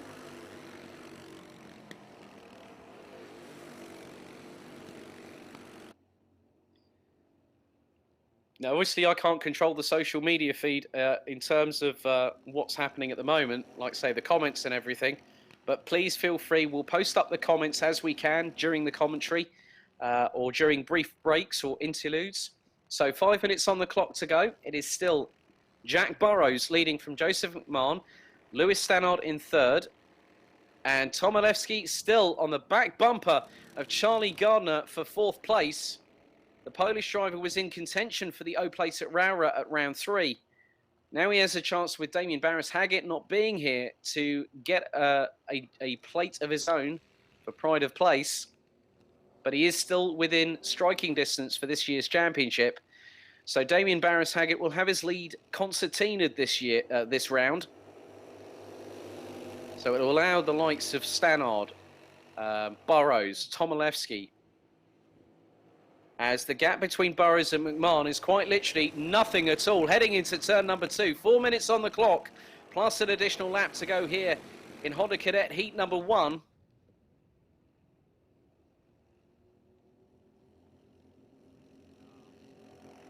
And great footage as always from our good friends from Alpha Live.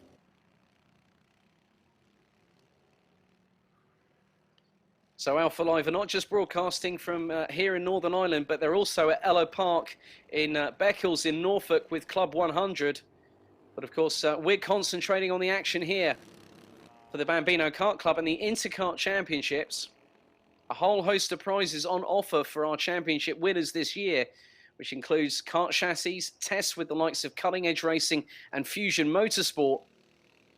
So the best of 10 rounds, so best 8 scores from 10 rounds will decide everyone's positions at the end of the season, which concludes at Fulbeck in Lincolnshire on October 14th.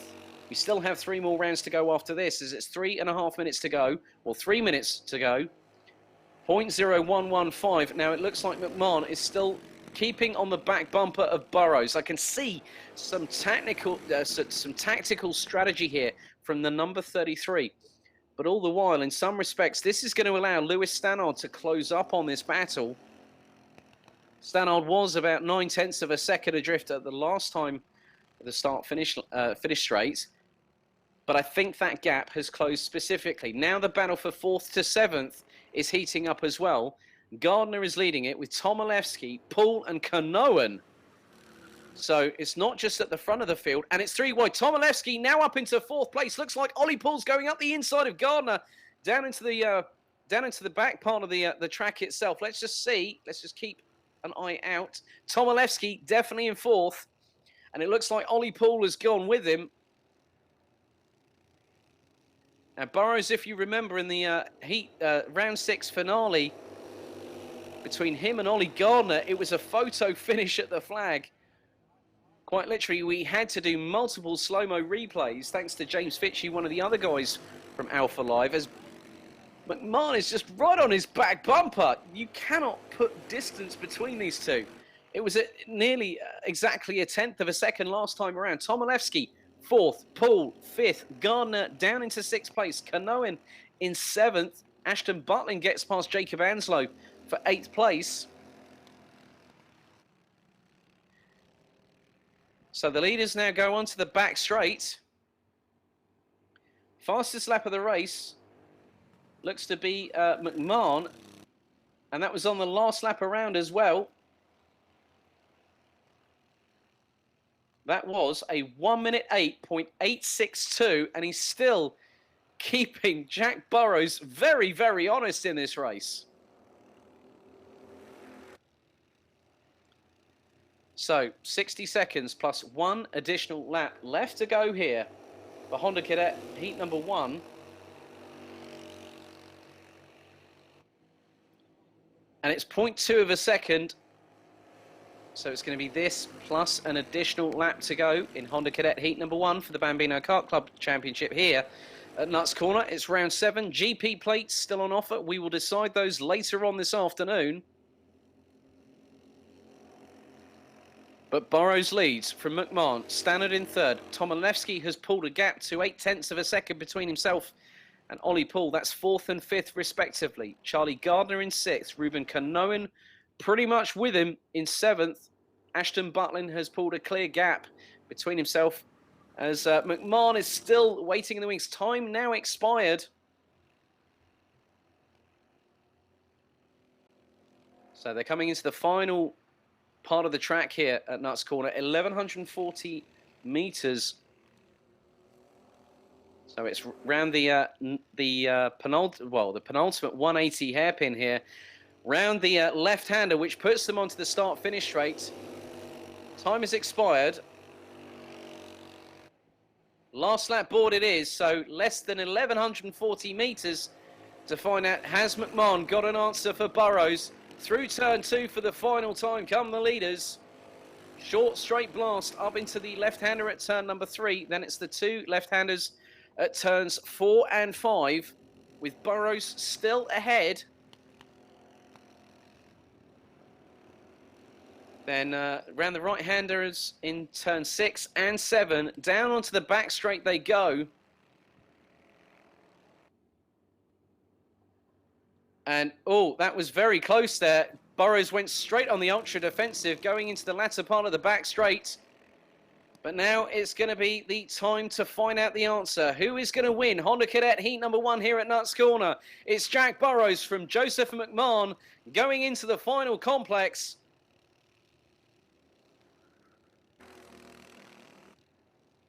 And wait for it, round the final corner they come. Burrows takes a tight line.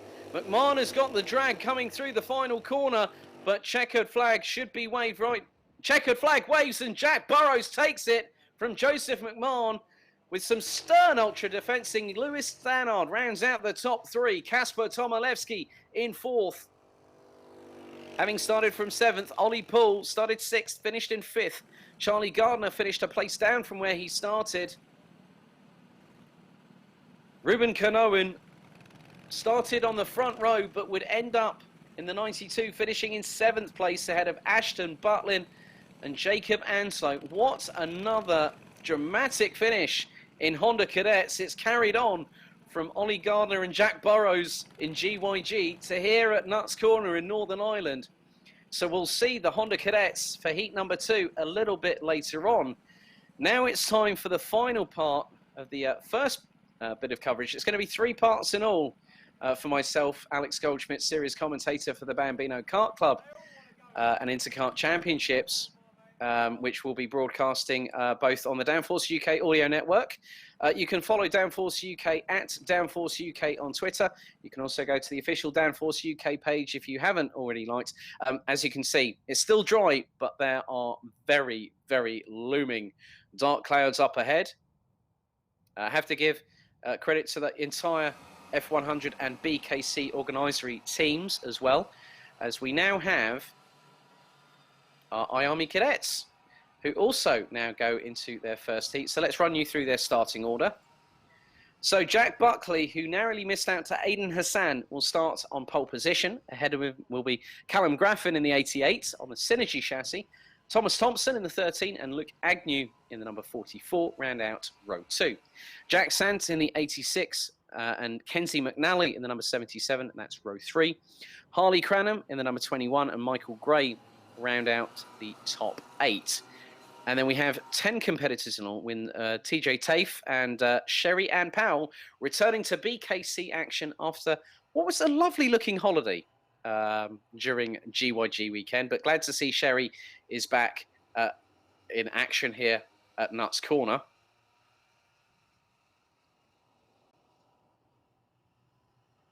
So GP plate also up for grabs here in Northern Ireland. So it's Buckley, Graffin, Thomas, Agnew, Sant, McNally. That is your top 6. Rolling start. Here we go into, well, looks like, yep. So IAME Cadets, as of GYG, has now gone into rolling start formation. This is one of the top tiers of our BKC category here.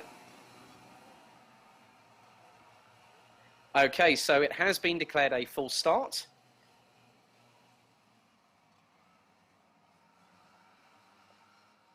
So unless the race director says, yes, it's good to go, we will go green. So the clock will have to be reset. 10 minutes plus an additional lap as the field now comes through turns 3, 4 and 5. Now they head down onto the back straight, onto the far side of the track. And on behalf of the Bambino Kart Club, I'd like to say big thank you to Nuts Corner to host round 7 of the championship. We've been looking forward to coming over to Northern Ireland. I'd like to be there myself personally, but of course, with the weather situation, we've had to do the best we can, and I hope that everyone's been enjoying the commentary from both, not just myself, but also Ben Topless so far. We will be your 2 voices throughout the day here on Alpha Live's YouTube channel, also on the Downforce UK Karting Magazine and North American Karting Magazine Facebook pages. So we're running throughout the day. So, field now coming down through towards the final corner. Front row, it's Buckley on the left of your screen, Graffin on the right. As the revs rise, lights go out and we go racing, and Buckley is trying to keep the inside line going into turn number 1. Alongside him is Graffin on the front row. And Graffin has got around him, and it looks like we've also got, it's either Agnew or Thompson that's trying to go past Jack Buckley, but Buckley has kept it in second for the minute. So 10 minutes plus an additional lap as Callum Graffin now starts to lead. Buckley drops past behind Luke Agnew, who's now up into second position. So the pole setter now down into 3rd place.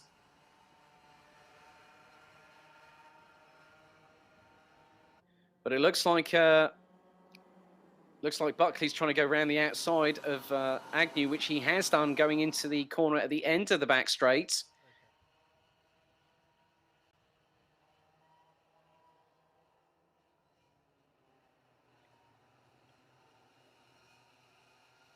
As it looks like also Thomas Thompson in the number 13,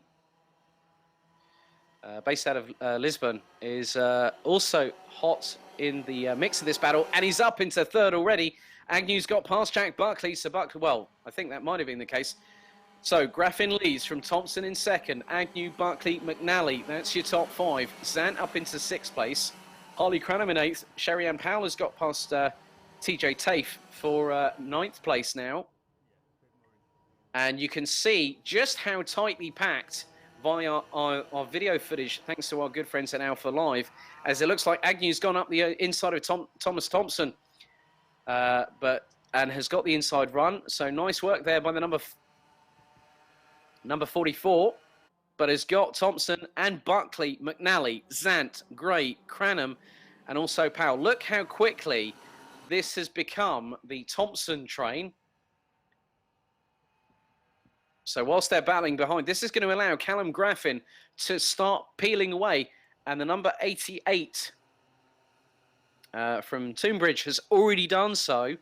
But now the top two in this train are starting to pull away from Jack Buckley. So Thompson, Agnew, Buckley, McNally, Zant, Gray, Cranham, Powell, TJ Tafe. As it's side by side between Agnew and Thompson going into turn one. Thompson's up the inside. Buckley is going with them.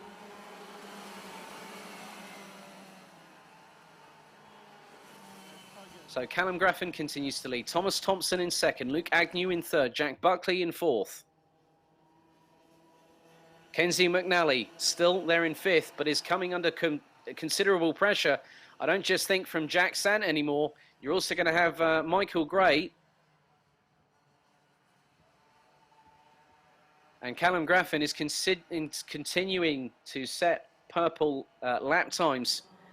As, oh my goodness, nice move there. That looks to be Jack Buckley has gone up from fourth to second. Down the back, down the back straight. Well, it looked to be more like fifth to third, to be completely honest with you. As Thompson now is still in second. Buckley in third. Agnew now in fourth. As there's more changes for position a little bit further down the order. Looks like Michael Gray might have got past Jack Sant there. Leaders come across the start-finish line. So Callum Graffin sets another quick lap, but Jack Buckley, my goodness, has got electrified pace in that number 10. He's just done a 109.975. He's right on the back bumper of Thomas Thompson for second position. So 6 minutes plus an additional lap to go as Jack Sant, unfortunately, has tumbled way down the order. Has there been a mechanical for the number 86? Not too sure. But on lap number 2, Jack Sant looks to be the first early casualty. And lap times again, Jack Buckley's pole position lap time was a 1 minute 17.066 in wet conditions. Now his fastest lap of the race is a 1 minute 9.975. And I'm sure that the Irishman is going to be even quicker on this particular lap as long as Thompson keeps on giving him the tow there. Well, Jack Sant has rejoined and is circulating. But Callum Graffin looks to be reeled in slightly by Thomas Thompson, who is bringing along Jack Buckley and Luke Agnew for the ride. So that's first to fourth, covered by just under a second as Jack Buckley finally goes up the inside of Thomas Thompson into turn 2. Oh, and that was very close, a little bit of contact. Left front wheel from Luke Agnew clipped the back right of Thomas Thompson as Thompson went up the inside. Let's have a look at the replay here. So, look at this opportunistic move. Oh, the slightest nudge. But I tell you what, great composure from Thomas Thompson to keep it on the black stuff whilst going for second place into turn 2. That was a brazen three-way move that could have ended up pretty nasty at the end of it. But it's allowed Thomas Thompson to get past back Jack Buckley, who has increased the pace yet again. The number 10 does a 1 minute 9.468. Excuse me. Thompson, last lap around, was a 1 minute 9.589. Luke Agnew, a 1 minute 9.504. So, 4 minutes 13 plus an additional lap to go. And again, the lap times are so incomparable, as Paul Pullen puts a note on my post on Facebook. Thank you, Paul. I'll try and have a read of that in a moment, or probably after this. Oh, yes. No problem, Paul Pullen. Yes, Ellis Pullen-Memon, who's not also here this weekend. There's so many competitive drivers that I know of.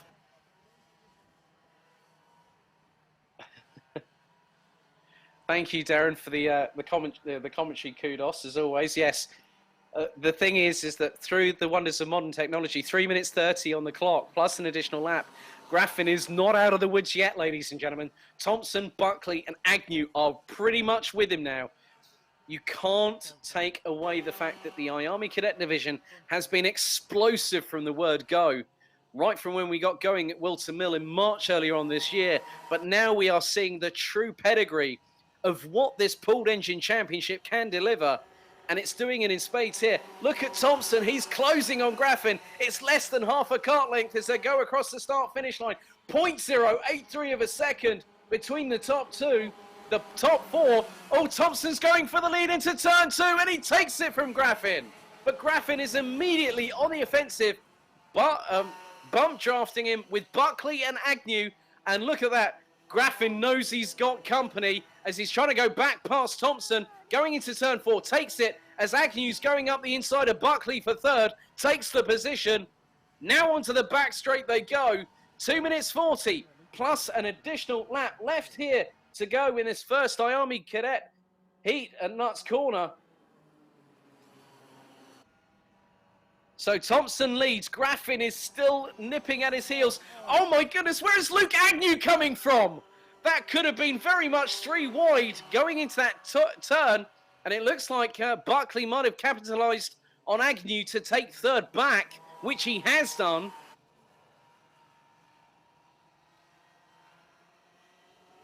So 2 minutes plus an additional lap to go in the IAME Cadets heat number 1. And here we go. Graffin's going up the inside. Got the slingshot going down the start finish straight on Thompson. But Thompson has used turn number 2. He's at it again. He's retaken the lead from the number 88 with Buckley in the 10 and Agnew in the 44.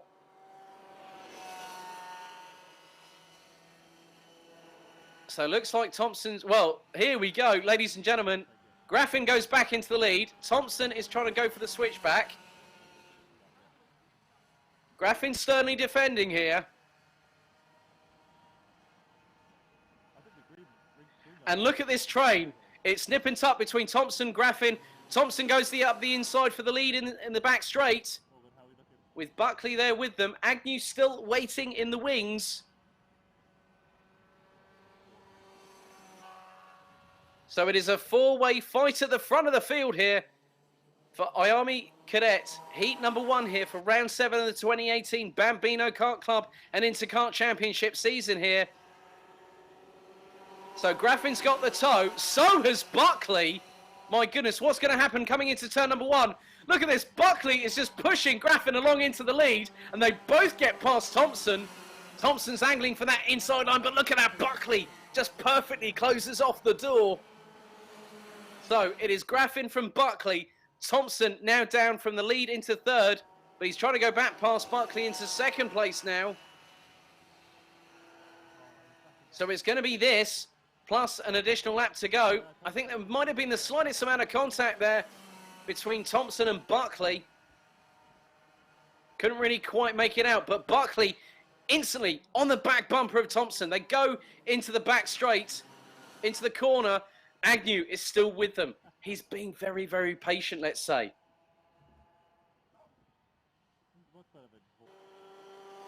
So, time looks to have counted down. It went from 12 to 0 seconds. So, I've got a feeling that it's going to be the last lap board being shown to our top 4 very, very shortly as Buckley now back down into 4th position behind Agnew. So last lap board it is, and Callum Graffin retakes the lead. Buckley up the inside of Agnew, going into turn 1. It's side by side going into turn 2. Buckley retakes third. Now into turn number 3. Graffin leads, continues to do so, and looks over his right shoulder in rapid succession there as Thompson goes up the inside into the inside complex. Retakes the lead. So 13 overtakes 88, 44 Agnew in third, Buckley in the 10 in fourth, down the back straight for the final time. Agnew looks to be going for it, but gets overtaken by Buckley. Graffin and Buckley again get past Thompson down the back straight. And this is another great demonstration of IAME Cadet racing here at Nuts Corner. So Graffin has got Buckley on his back bumper. They go into the left 180-degree left-hander for the final time here for Heat 1 for IAME Cadets. Now it's around the final corner. Buckley will have the toe, and he's right on the back bumper. He's going to go for it, but I don't think it's going to be enough. By a whisker, 0.065 between Graffin and Buckley for heat 1. So Callum Graffin in the 88 takes the heat win by literally a whisker. I knew Buckley was sizing him up, but Jack Buckley did a great job in the number 10. But what a finish. That's one way to conclude part 1 of the Bambino Kart Club coverage here at Nuts Corner. So let's run you through the finishing order here for heat number 1 for IAME cadets that we will see them after Ben Topless returns with the F100 Spirit of the 90s with the pre-2000, pre-89, pre-95 Aqua and Jika. So Callum Graffin takes the win by just 0.065 of a second from Jack Buckley for IAME Cadet Heat number 1. Luke Agnew and Thomas Thompson were in the mix for pretty much the entire race, but had to settle for 3rd and 4th. Top 4 separated by 0.626 of a second. Then it was Michael Gray in 5th. Harley Cranham started 8th, finished in 6th, ahead of Kenzie McNally. Sherry Ann Powell came back from last on the grid to finish 8th, ahead of Jack Sant, with TJ Tafe rounding out the top 10. Well, that's one way to kickstart the Bambino Kart Club side of things here at Nuts Corner, only on Alpha Live through Downforce UK, Karting Magazine, and also a big thank you to Nuts Corner Raceway for hosting round 7 of our championship. But I'm just wondering, Ben, if you're there, I'm going to hand it back over to you. So I'll be back for Heat 2, Heats 2 for the time trial C50 Comas, Bambino IAME, Honda Cadets, and IAME Cadet, which will take us into the lunch break a little bit later on. So it's goodbye from me, Alex Goldschmidt, handing over to Ben Topless back at Nuts Corner in Northern Ireland.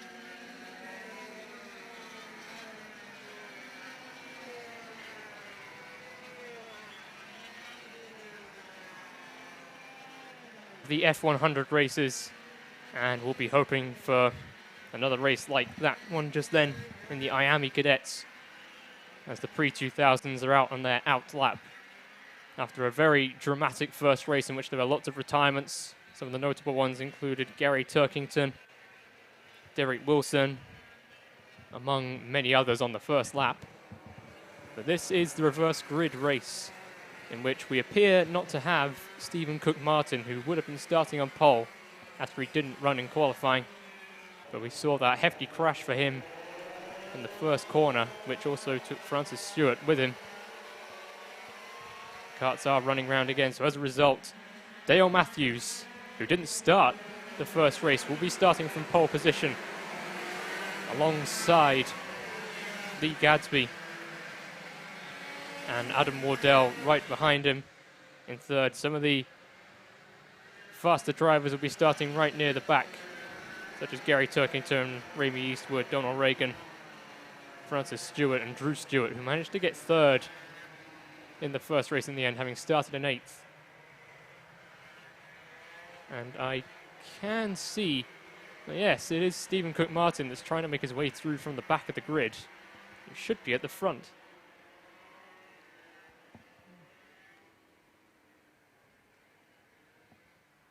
So as I was explaining earlier, the format is a reverse grid of the qualifying session. And the points will be added up from this race, from Heat 1, and from the qualifying session yesterday, and that will determine the grid for the pre-final. As the karts now make their way round to the end of the lap. I imagine they will get going this time, as all the karts are in formation and ready to go.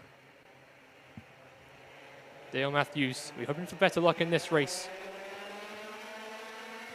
Lights are green, and we're racing. It's a good start from Dale Matthews, but what a move there from Adam Wardell. Straight into the lead, up the inside, very opportunistic. So he leads the race then. It's a clean start so far, but this was the corner where it all went wrong last time. And they all seem to have got through cleanly this time round. Drew Stewart's made an excellent start as well. He's inside the top 10. So it's Adam Wardell then that leads going up the hill first time round. And Dale Matthews just caught napping a little bit there, leaving the smallest gap on the inside into the first corner. And Adam Wardell took advantage of that. There's some wrestling further back in the pack. I can see Chris Trott towards the front there. So the top three have made a big breakaway as they come round to the end of the first lap. It is Wardell that leads the race. As we see Chris Trott there going down the inside. So it's Wardell from Dale Matthews.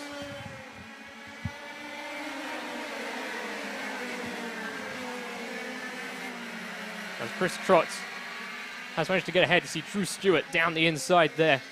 Making an aggressive move. Right behind him, we've got Ramey Eastwood, who's made a hell of a start as well. And he's down the inside of Drew Stewart. We've got Gary Watling right in there as well, right behind Drew. And who's that going slowly there? One of the karts pulling off by the side of the track. I don't imagine that's an engine seize because the kart's still rolling. I more suspect it's a chain that's come off.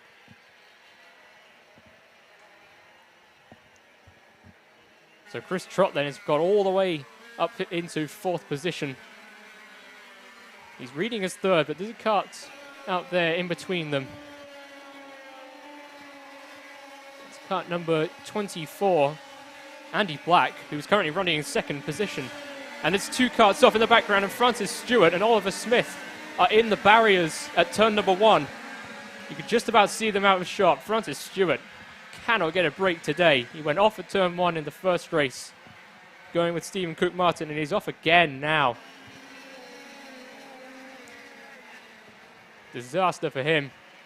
And there is still a kart parked on the back straight just by the edge of the circuit. Race leader Adam Wardell has checked out at the front, and he'll be able to get as big a gap as he can before the top guys like Turkington and Eastwood come up behind them. And Chris Trott then closing up to the back of Dale Matthews now in the battle for third place, but he's got Ramey Eastwood all over the back of him. Trying to get a good exit out of this last corner, which he has done. He's up the inside. He's got to be careful that Eastwood doesn't go past him as well. He's able to hold him off, but then going into turn number 2, he's left the door open. So Eastwood then up into third place already. So Adam Wardell has got to get a move on if he's to stay ahead. What about Turkington? Turkington's not making quite so much progress. He's down in 8th place at the moment, and I had expected him to come through maybe slightly faster. As Gary Watling has got ahead of Drew Stewart then. He's also making quick progress through the field. As there's a move down the inside almost from Gary Watling. Going into the top section of circuit. Isn't quite able to make the move stick. As they head round into the final part of the lap, they'll be looking to get a good run down the start-finish straight. Drew Stewart all over the back of him. As Watling gets up the inside, going down towards turn 1, and he has got ahead, as has Drew Stewart. So Dale Matthews drops a bit further back now, and he's now got Turkington on the back of him.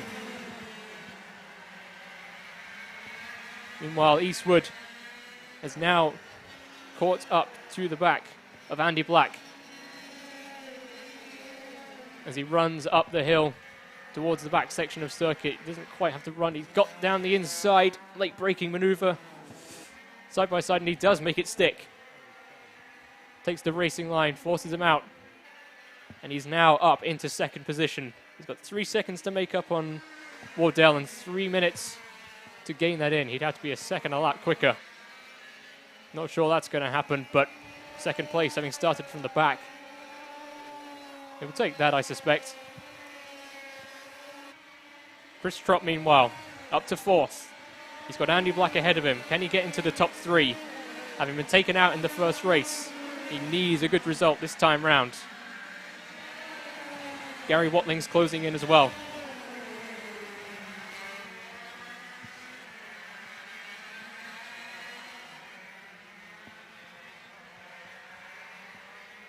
So after that incident earlier Oliver Smith did manage to get going again, and I think Francis Stewart did as well. Although I can't see him out on the circuit right now.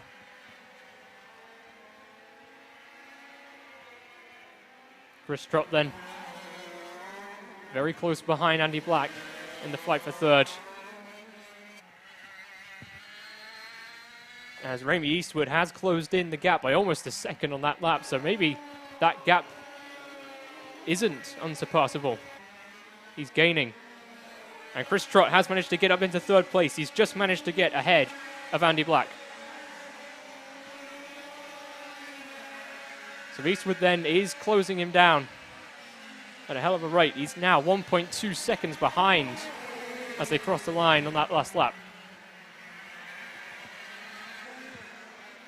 So Adam Wardell is going to have to get defensive if he wants to hold on to this position as they run up the back straight. Chris Trott almost had Andy Black coming back at him then, going up the hill, but he was able to hold on to that position. Meanwhile, right behind them, we have Gary Watling, Drew Stewart, and Gary Turkington all fighting for position, fighting for 5th place. So that's going to be an interesting battle as they come out onto the start-finish straight. Drew Stewart's got a bad run, and Turkington's right behind him. Not quite close enough to make a move stick. And look at this, the battle for the lead. Wardell just able to hold off Eastwood for now. But he's got to run up the inside this time. And Eastwood does go through into the lead of the race. So Wardell just left the door open a bit too much there. And with less than a minute to go on the clock, Eastwood has gone from the back all the way up into the lead of the race.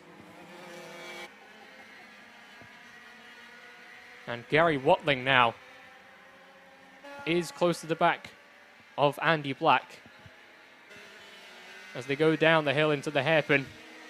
Turkington has managed to get ahead of Drew Stewart as well.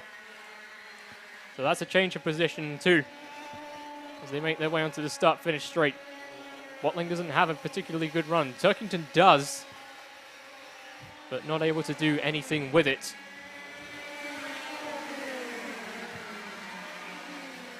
Andy Black holding the inside line, so Gary Watling couldn't get through there. But he has a good exit. Turkington has an even better one, but isn't able to get up the inside. See Andy Black there looking over his shoulder, making sure that Gary Watling doesn't come up the inside of him. Is he going to defend going up the hill? No, he doesn't. And Watling with the inside line does go through up into 4th place. And Turkington very close behind him now as well. Andy Black not able to come back Gary Watling. So Turkington, I imagine we'll wait until the start finish before he has another run. Oh, and out onto the water goes Andy Black. Still some excess water in these curbs, and it is enough to unsettle the kart just a slight bit. Turkington gets a good run off turn 2, but not good enough.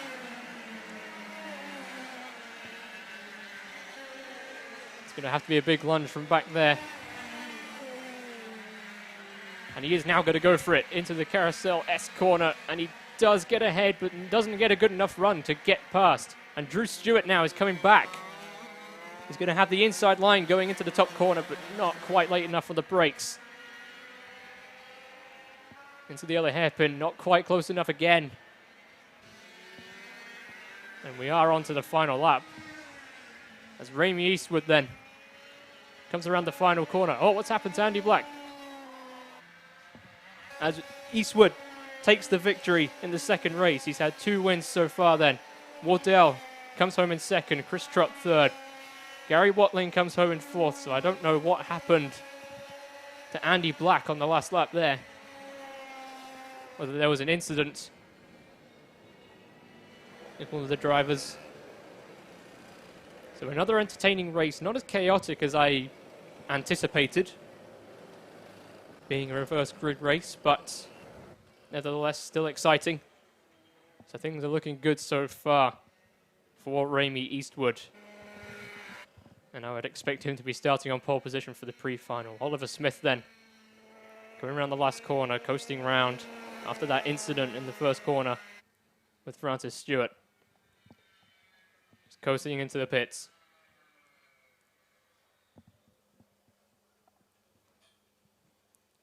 Only one kart to recover this time then. So this is the result. Ramey Eastwood takes the victory then, having started at the back of the grid. Adam Wardell manages to hold on to second, having started in third. Chris Trott comes home in third ahead of Gary Watling, Gary Turkington, Drew Stewart, Derek Wilson, Donald Reagan, James Barkley, Dale Matthews, Ben Yemens, Stephen Cook-Martin, Paul Warner, and Lee Gadsby in 14th.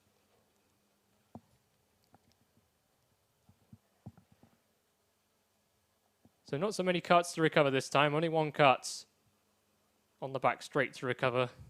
They've got it on the trolley now, as you can see on the camera, and then we'll be ready to go with the pre-89s, pre-95s, and with the F100 Aquas.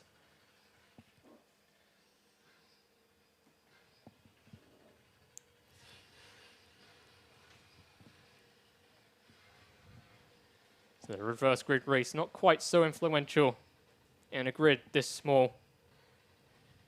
In the F100 Aquas, we now have Alan Woodrow starting on pole from James Rees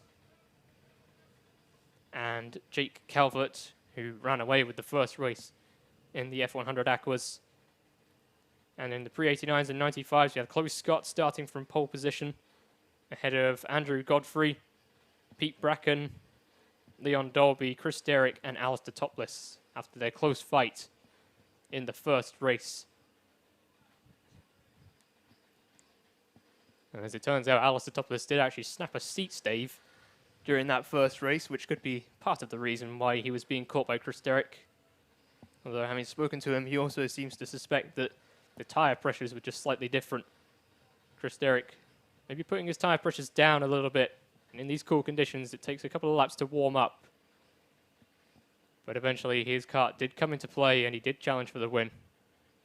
We'll see how it goes this time round, now that they've both got to get past a few karts. I believe we're about to get going on the formation lap.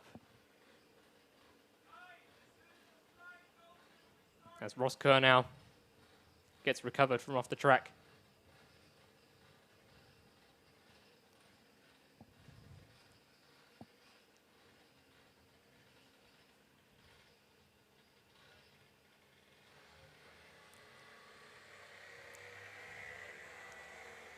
So here we go then. For the F100 Aquas, they make their way out onto the circuit. And now the pre-89s and 95s do as well. Of course, because Chloe Scott is a pre-89 and not a 95, she'll be starting behind the pre-95s.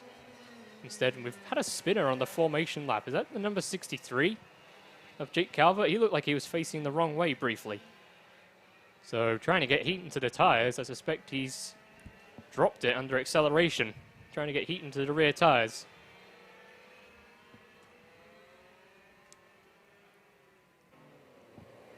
As they make their way around the last part of the lap, I suspect they'll be going round again because Jake Calvert hasn't caught up with the other two Aqua karts.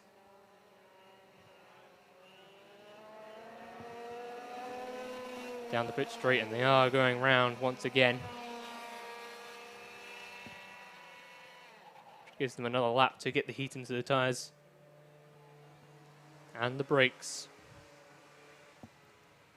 As I said, it is a cool day today. It's warmed up slightly, although there were some drops of rain a little bit earlier, but it seems to have cleared up, and it's actually a lot brighter now than it was earlier.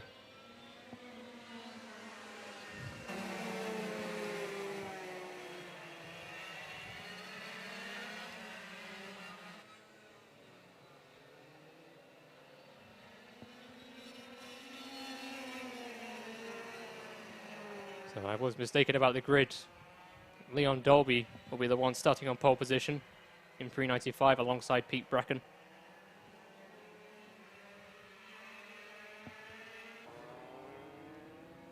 As they make their way up the hill, you see Alistair topless there, weaving, trying to get heat into the front tyres.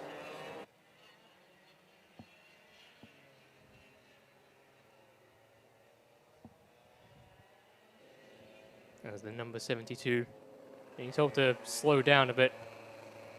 As the pole sitter, he is the man that controls the pace.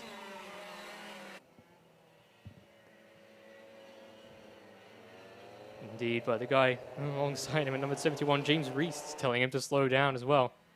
But they do get underway this time. Into the first corner, James Reese does take the lead round the outside. And into pre-95s, Leon Dolby leads the race. Alistair topless all the way up into second.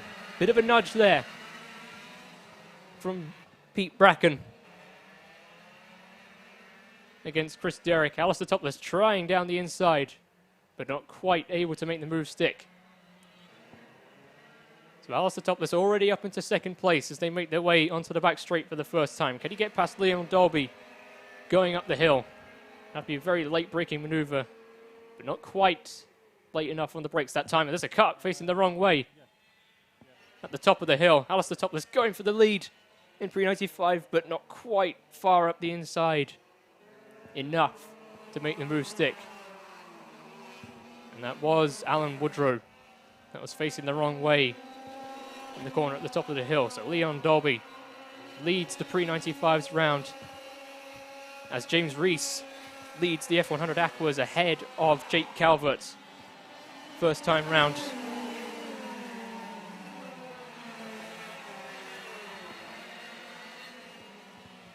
So James Reese, having stopped on the track in the first race before it even got going, now leads and is putting up a fight to Jake Calvert.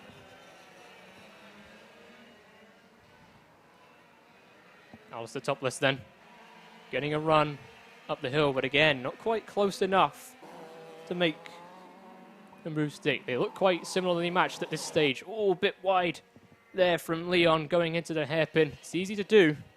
It's easy to go in very fast, particularly at this stage when there's not much heat in the tyres. But just going a little bit wide there.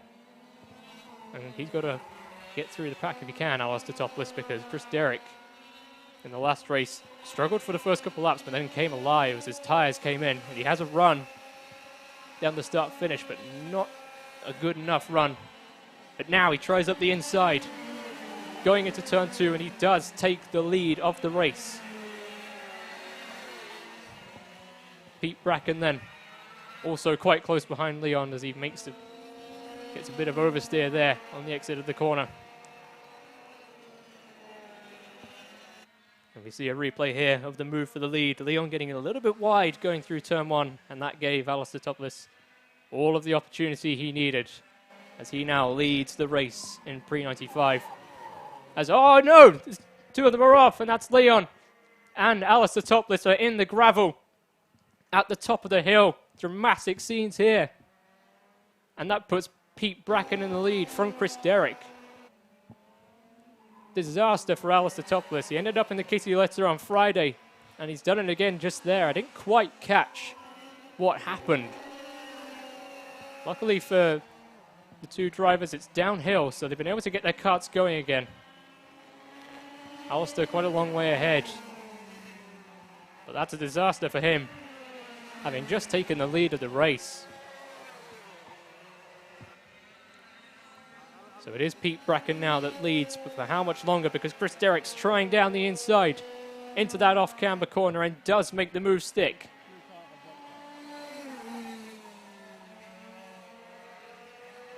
So now Chris Derrick leads in pre-95, going up the hill.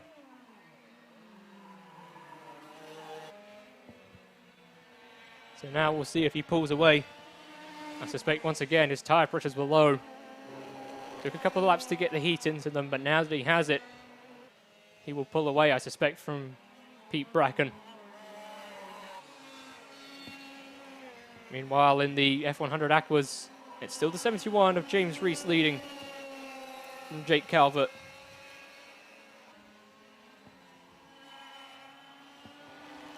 As we see here, Chris Derrick not pulling away, especially on that lap from Peter Bracken in the 73 Kart.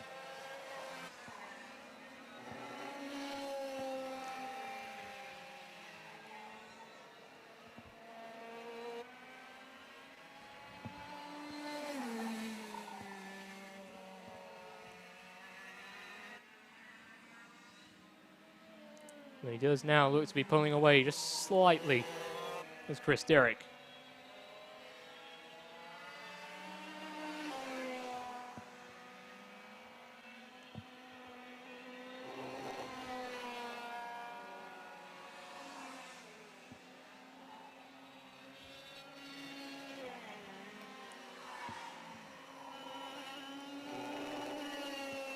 So in the battle for the lead in the F100 Aquas, number 71 of James Reese has pulled away significantly from Jake Calvert and from Alan Woodrow, who we saw go off at the top of the hill, back it into the barriers. There's 2.5 minutes to go then in this race, and two of the 5 karts went off at the top of the hill. Alistair Topless and Leon Dolby. Still not entirely certain what happened. Alistair Topless had just managed to get ahead and into the lead before both of them went off simultaneously at the top of the hill. As Chris Derrick then has indeed pulled away at the front ahead of Peter Bracken in that Tony Kart chassis. As the 63 just in front of me in the commentary box takes a lot of curb going in to the into the second corner. So he's trying everything he can, and you can see there the rear wheel lifting up, as is the way with these chassis.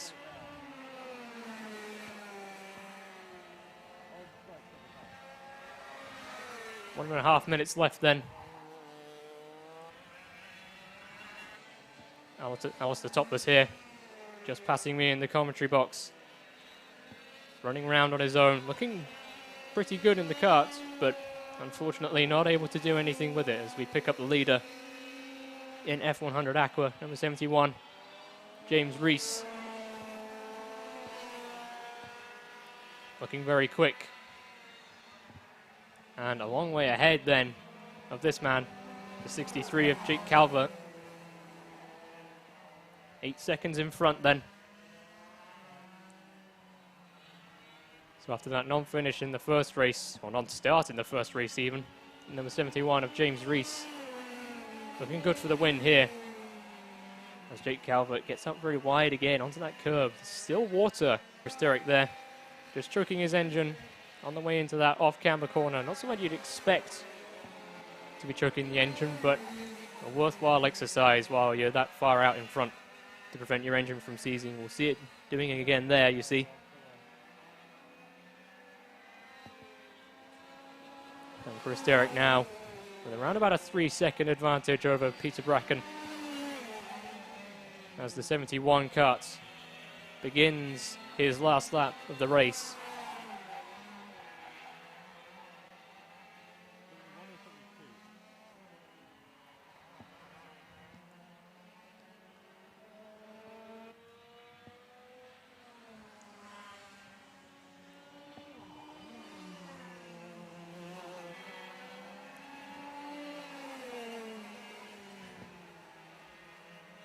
So James Reese makes his way around the final part of the lap.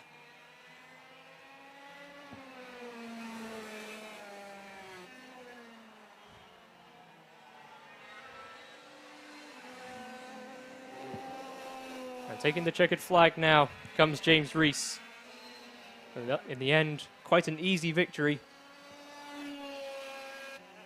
And then we wait now for the second place man, Jake Calvert, come round the final corner and cross the line now to take second place.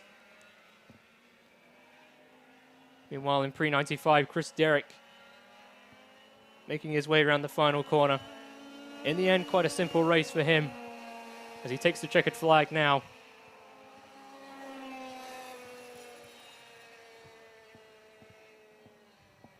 And after the incident with Alistair Topless and with Leon Dolby, quite a simple race. Ultimately, this is the result then. James Reese takes the victory in that race by 14 seconds from Jake Calvert. Chris Derrick takes the victory in pre-95s About 5 seconds ahead of Peter Bracken, who was his only competition after Alistair Topless and Leon Dolby had some kind of incident at the top of the hill. Andrew Godfrey coming in third in the pre-95s.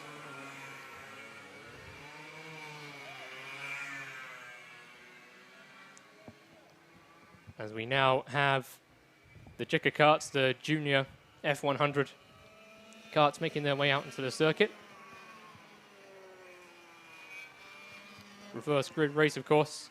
So Bradley Beavers will be starting from pole position, ahead of Stan Warner, Pete Dunne in third place, and Alex Kobe starting in fourth. We'll be hoping that we actually have 4 karts running this time as opposed to 2.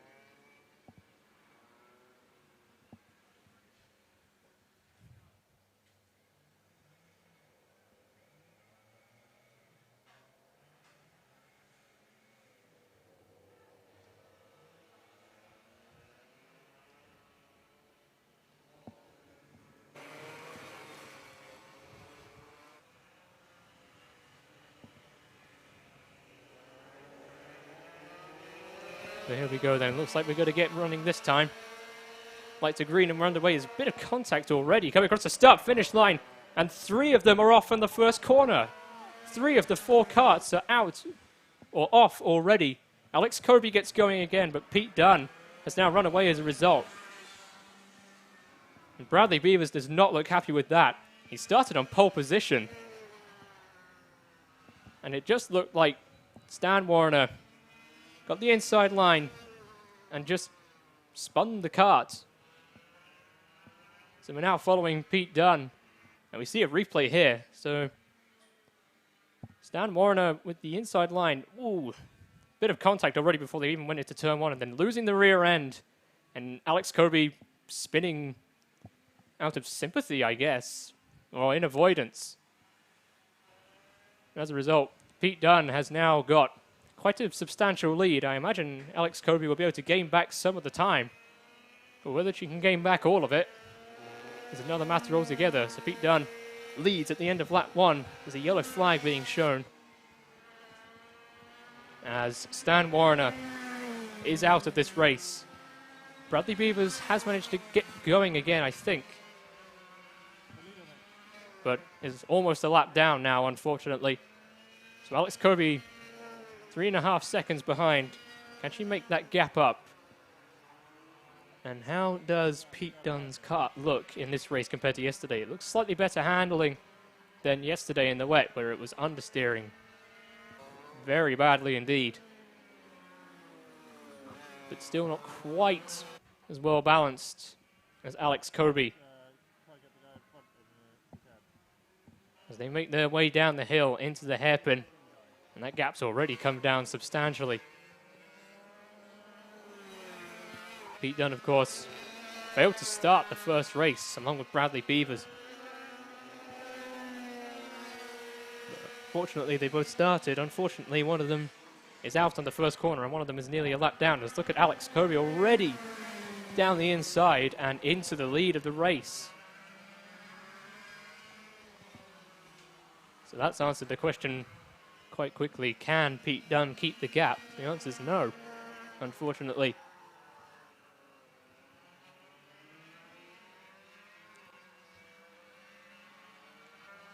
So Bradley Beavers, you can see just up the road there. I suspect he'll probably get lapped at some point. Didn't start the first race and has already lost this one before it's begun. It'll be interesting to see how his pace is compared to Pete Dunne. See if we have a race between them two in the pre-final. So far, though, Alex Kobe leading the race as she finishes lap number 2. Going on to lap number 3 now. And already with nearly a 3-second advantage, Alex Kobe.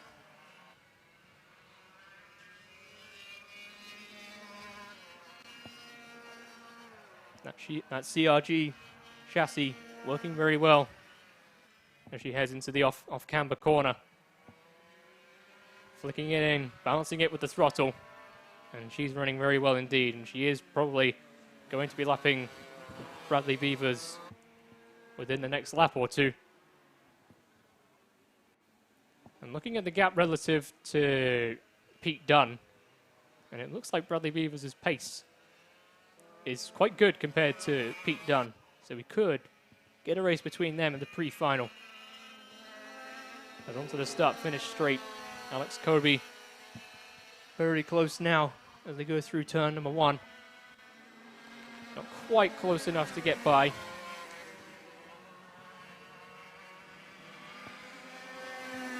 Now, if I were Bradley Beavers right now, I would let Alex Kobe go, as he is doing, and then I would jump in behind and follow her and see how she's taking the corners.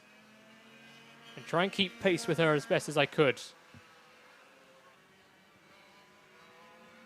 As they head up the hill, already with about a second gap. They head into the top section of the circuit. As I can see out of my commentary box window, Stan Warrener's kart just being wheeled down the pit lane on its side. Real shame there for Stan Warrener. Started on pole, just lost the back end going into the first corner. And took Bradley Beavers with him.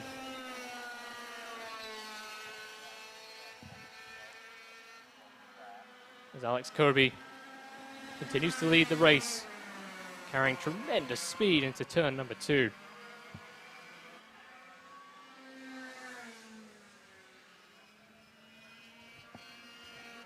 Already with a 7.3 second gap over Pete Dunne.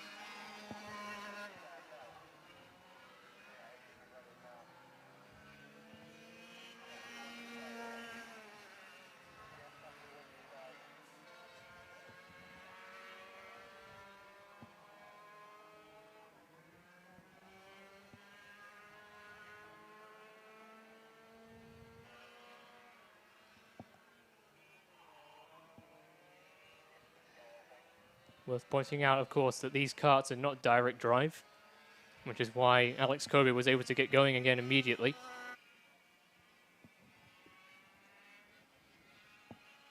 As many of the F100 karts are. It's usually the case that if you spin off, your race is pretty much over unless you could push start yourself, but not needed in the junior formula. Just looking at Bradley Beavers' gap to Pete Dunne on the circuit, and they do look similar. If anything, Brad Beavers looks ever so slightly quicker. He looks to be pulling away on the track. So it's a shame that he was taken out on the first corner.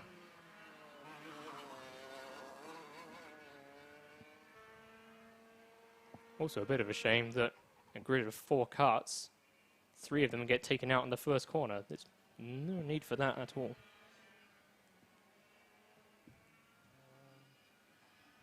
So half a minute left then, as Alex Kobe completes yet another lap. Onto the final lap then. Last lap board is out.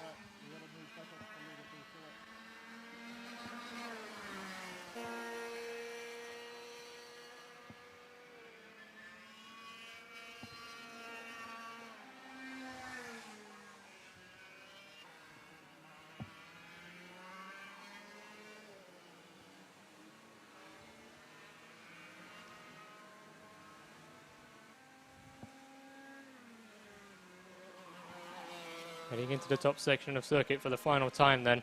Alex Kirby just coasting round now, taking it easy on the tyres, on the engine. Heading into the final section of lap. It's beginning to look a little bit dark overhead, has to be said. A couple of grey clouds almost heading for the circuit as Alex Kirby takes the flag once again in the second race of the Jickers today. And we've got a Kart off. That looks like Pete Dunne in the middle of the circuit. He's got going again. It just looked like he spun off going into the hairpin where he had an off yesterday in qualifying. Coming across the line now, taking second place, but 23 seconds behind.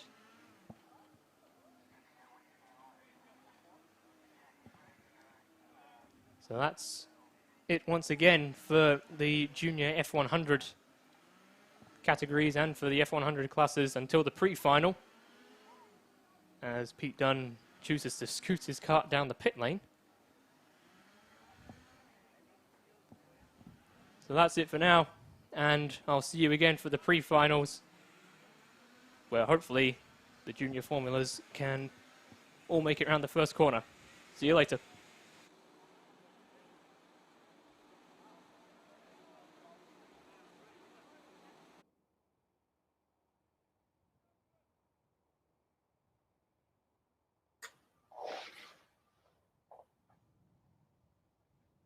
Hello, everybody. And for those listening on the Downforce UK network, it's Alex Goldschmidt, series commentator for the Bambino Kart Club and Interkart Championships series here, speaking not just on the Downforce UK audio network, but also on Alpha Live.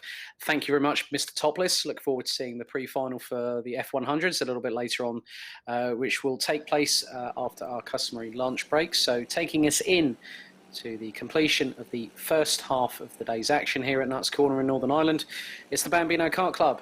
First out on track, it is the Coma C50s. And last time out, Ben Smith was the fastest driver out of all 18 last time around with a 1 minute 23.996. As Ben has alluded to just a moment ago, that there are dark clouds forming around Nuts Corner. But hopefully as the session progresses, we won't have that kind of issue. A little bit later on, obviously we want to make sure that everyone gets through the racing pretty quickly. So another 10 minutes to go for the Coma C50s. They have 4 competitive time trial heats this weekend, with the 12-minute final, which concludes our GP.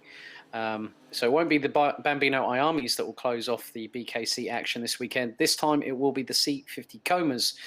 They actually have quite a lot of track time in comparison with the other competitors, as just coming into shot there is Seb Moore, who finished second in the last time trial. I'm just wondering, is that Ben Smith just behind him in the number 11? Looks to be the case. So thank you very much for everyone that's continuing to watch on the Downforce UK Facebook page, the Karting Magazine Facebook page, and also the Alpha Live YouTube channel. Go and why not follow them on Instagram, Facebook, and YouTube as well. Of course, we've just made a breaking announcement this morning that the Bambino Kart Club has its official YouTube channel up and running, and every single race, including the time trials here with the C50 Comas, will be uploaded. So if you want to watch a particular race with myself as series commentator, even though I'm not there in Northern Ireland, I am there in spirit, not in body. I understand that it was quite a deluge. We'll have a roundup of the day's activities a little bit later on this week on the Downforce UK website itself, which you can find at downforceracing.uk. Looks to be Jack McLaughlin and Ethan Barth there coming into shot. Both were 9th and 10th respectively in the last heat, and Ethan was about nearly half a second quicker.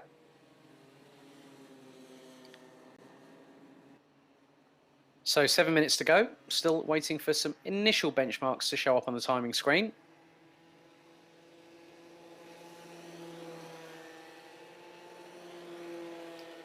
So in the last heat it was Ben Smith who has just put in a 1 minute 24.872, but Alfie Howland's already bettered that with a 1 minute 24.450. Then it's Jason Park and Jesse Phillips and Alex Butler rounding out the top 5.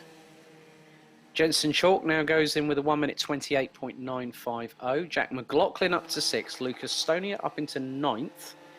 Jack Moran now up into 6th position. Rory Armstrong now takes 10th. Oh, and there was someone... Oh, and there's been a bit of a collision there. Oh, my goodness. And that is Ethan Barth. Might have just been slightly nipped around there by Jack McLaughlin in the 66 as Ethan rejoins.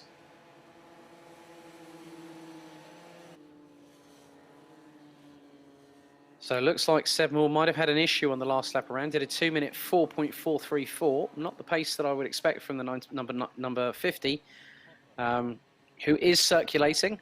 So we did see that in the previous heat that 4 or 5 drivers found that their C50 Coma engines would cut out and were having to be restarted at the side of the track.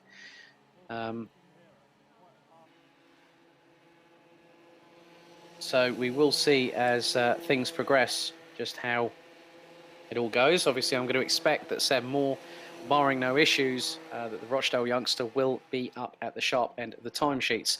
Well, Alfie Howland's just gone and set the fastest time of the day so far. It was a 1 minute 23.998 from Ben Smith, who's currently circulating in 5th with a 1 minute 24.8. Alfie Howland has just come in and done a 1 minute 23.530.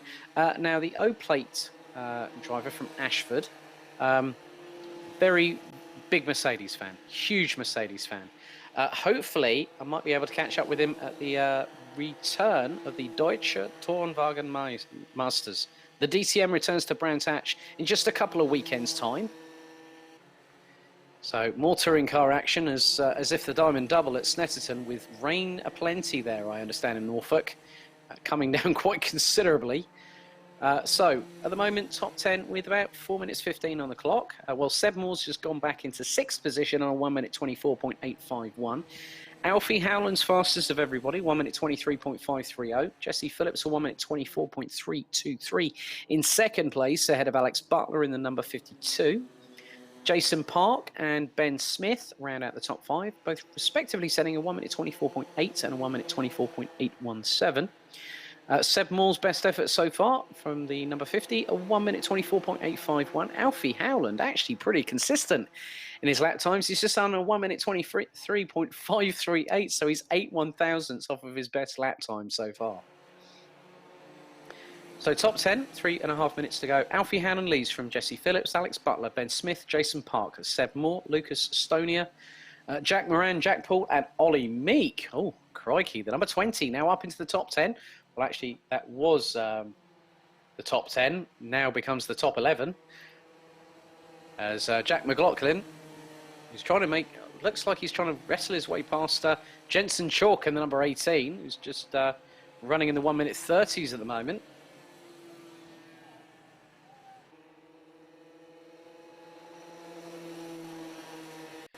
And good to see that a lot of traffic on Facebook at the moment. I've just seen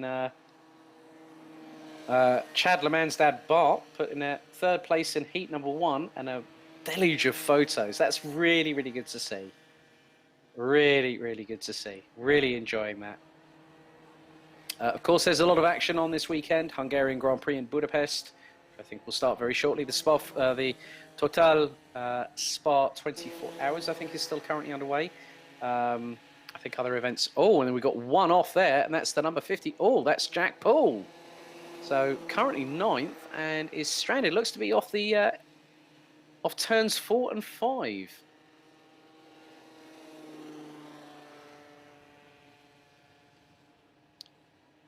So.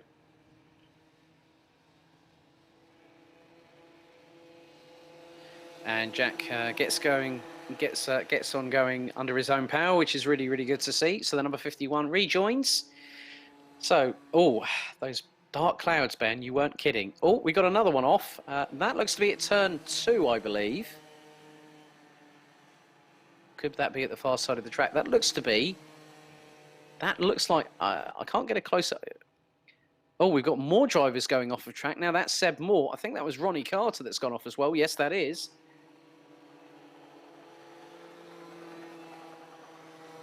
So Seb Moore in 6th position, Evan Johnston in 14th. 1 minute 20 on the clock to go. Ben, you weren't half kidding about those clouds. Very dark and very foreboding. Pretty much what I experienced on Friday night. Going to a takeaway outlet near, just literally around the corner from where I live, as we've got 1 minute on the clock to go. Alfie Howland looks to make it 1-1 between him and Ben Smith, as Seb Moore has some work to do. But of course, you've got to factor in the GP plate will not be decided until the last Bambino Kart Club race this afternoon, which is a first for this season.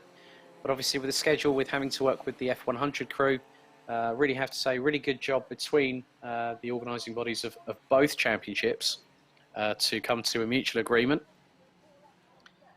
So 23 on the clock, Alfie Howland still continues to lead. Jack McLaughlin now up into 7th overall on a 1 minute 26.260, 2.7 seconds off of Alfie Howland's pace. So 4 on the clock. And time has now expired. That concludes the session. Some drivers will still try to get in their fastest lap times. So I think that's a very slow Seb Moore there. Oh, who's just pulled off. He's just peeled off at the penultimate, well, the one from penultimate corner. That's disaster for the number 50. He's just hit the steering wheel in slight frustration there. He knows that he's been in with a shot every single round this year. Well, now he gets back underway again and looks to his right to safely rejoin. Looks like the session is now concluded because the checkered flag is out, even though we are having some slight issues with the transponders. For anyone wanting to catch any of the live timing, it is live.alphatiming.co.uk/F100. So Jack McLaughlin rounds out, he does 3 places better this time around. Was 10th in the first one, 7th in this. Lucas Stonia was 7th. He's 8th in this particular one. Ethan Barth was 9th, but ended up 12th at the end of the session. Jason Park was 4th, but now finishes 5th. Jack Moran in 9th. So there we go. Alfie Howland wins heat number 2 for the time trial heat number 2 for the C50s. Ahead of Jesse Phillips, Alex Butler, Ben Smith, Jason Park, with Seb Moore all the way down in 6th position.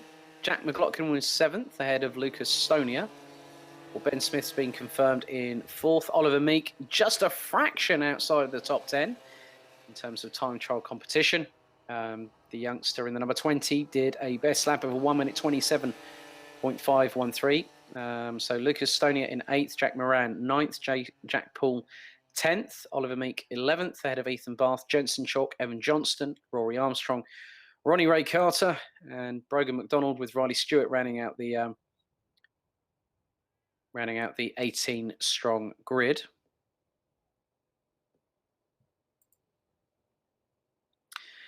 And times have improved marginally. Well, actually, the biggest improver, I think, is probably Riley Stewart, who did a 1 minute 42.7. He's bettered that quite considerably, did a 1 minute 36.240. Now it is time to get back to old racing here in Bambino, IAME this time around. Heat number 2, before we go to the GP plate final a little bit later on.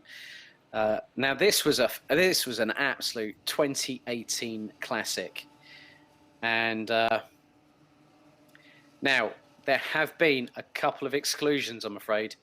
Henry Domain was no longer the winner of heat number 1. He was excluded post-scrutineering for non-compliance technical, as was Rudy Breen. So these guys, I've got a feeling, are going to be starting at the back part of the grid. But with the pace that the pair of them can show, I'm sure that they can work together. They now come into shot. So Henry Domain and Rudy Breen. So that is pretty interesting how a non-compliance can put a spanner in the works for any kind of competitor. We had that with Ada Sexton last time out at GYG, where she was competing with them. Now, that's quite interesting because I've just seen Henry Domain pull up onto the front of the grid.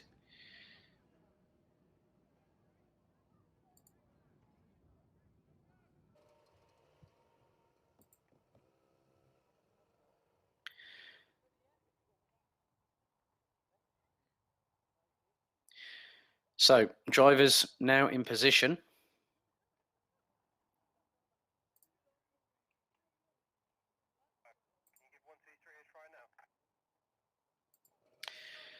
Start your engines, signal to the grid, as it is now being cleared ahead of Bambino IAME. Heat number 2. So it looks like there's a little bit of sunshine. 5-second board. The red lights are on the starting gantry, and we go lights out and away, heading down into turn number 1 on heat 2 for Bambino IAME, and it's nearly 4 abreast going down into turn number 1. Looks like Chad LeMan's got the whole shot, and who else could be going with him? Looks to be the number 7 of Joe Lewis. Fraser Anderson might also be, well, he's a little bit further down the order. He would have started all the way down in around 14th position, having not finished the first heat. So, at the front, oh, Tyg Buckley up there as well, and he's gone up the inside of Joe Lewis to take second. Connor Scarisbrick up the inside in to take 4th place. And looks like there was a bit of curb jumping there from Riley Cranham, who's got to watch. Because even though with the sun starting to try and break through these dark, foreboding clouds at the front of the field, and Tyg Buckley storms into the lead on the very first lap, getting past Chad LeMan. So it's the Irish champion leading the number 16, Joe Lewis, Connor Scarisbrick, and is that Fraser Anderson in 5th? Yes, that is indeed. Right on the back bumper of him, it's Riley Cranham in 6th position, followed by Laser Tools Racing's very own Western Supermare hotshot, Jacob Ashcroft, as they now come around the final corner for the first time to complete lap number 1. Tyg Buckley stealing a march on the opposition, as looks like Scarisbrick has lost out to Cranham going into turn 1. Cranham again is showing clear, great pace here, and he's done a 1 minute 19.4. Field now heads through turn 2, down the straight into turn number 3, and he's swarming all over the back of Joe Lewis for 3rd position. Oh, there we go. It could be pod to pod. It pretty much is, heading into turn number 4, and Cranham goes up the inside of Lewis for 3rd position. But Lewis is already back on the offensive. He's got Scarisbrick, Anderson. You've also got Ashcroft, and Cole Glover is also in the mix with this one. Don't count out the likes of Max Haller and Thomas Clark, who are having a battle, it looks like, with Henry Domain. Also, Rudy Breen is up the order to 12th now. So Buckley leads, and I'm talking Tyg Buckley here, the Irish champion, has a lead of just over half a second. Cranham in 2nd. Lewis in 3rd. LeMan 4th. Scarisbrick, Anderson, Ashcroft and Glover. Look at how closely packed the top 8 are. They were separated by just over 1.5 seconds, and Cranham is absolutely flying. A 1 minute 14. And LeMan goes up the inside of Joe Lewis, who's straight on the offensive going into turn number 2. Anderson is also trying to put the feelers out on Scarisbrick. Ashcroft is with them, as is Glover. As Lewis goes up the inside, Scarisbrick's going to try and do the same on LeMan too. As there we go, the lead change has finally happened. Tyg Buckley, but is not giving up without a fight on Riley Cranham. It's side by side going through turns 5 and 6. Buckley's got the... Oh, that's very, very close there, gentlemen. And I have to say, clean racing thus far. Fastest lap of the race so far, it's Riley Cranham with a 1 minute 14.063. He took over 3.5 tenths of a second out of Tyg Buckley on the last lap. Chad LeMan all the way down in 4th position now. Lewis in 3rd. Scarisbrick 4th. LeMan now down in 5th. With both, it looks like Anderson and Ashcroft have dropped Cole Glover. Well, where is Cole Glover? Because I've just seen Max Horler come into shot, as Lewis is being challenged quite significantly there by not just Connor Scarisbrick, who's gone right up the inside. Le Mans going to try and go with him, heading into turn number 2. And it looks like he's making the move. He nearly got past Scarisbrick as Ashcroft went up the inside of Anderson there for 6th position. Great dueling and dicing with our Bambino IAMEs here at Nuts Corner. So Buckley is in 2nd, and he's right on the back bumper of Riley Cranham going down the back straight, heading into the final part of the track. He's going to try and go for the move. It's side by side. As I'm just being pinged a message from Northern Ireland. Nice work, Luke. 5 cameras up and running. Fantastic job, my friend. So this means this coverage is going to go to a whole nother level throughout the day. But at the front of the field, 3.5 minutes to go. Now it's a case of Cranham versus Tig Buckley. Now these two are in close contention for this GP plate. And I know that, well, you can see by the denominations on their carts. We've got the opaque champion of Riley Cranham versus the Irish champion of Tig Buckley. And Buckley's gone up the inside, nice and clean there, side by side through turn number 2. Now into the left-hander at turn 3. Now this is where it gives Cranham the advantage, as Chad Le Mans has dropped all the way down to 7th position. Henry Domain, I think, has got past Max Horler for 8th place. So leaders coming through, and Buckley still leading. Less than 2.5 minutes on the clock to go. And Cranham has gone for it again. Here we go, up the inside, into the corner off the back straight. And if we can keep an eye on what's happening behind, this is absolutely mind-blowing stuff here.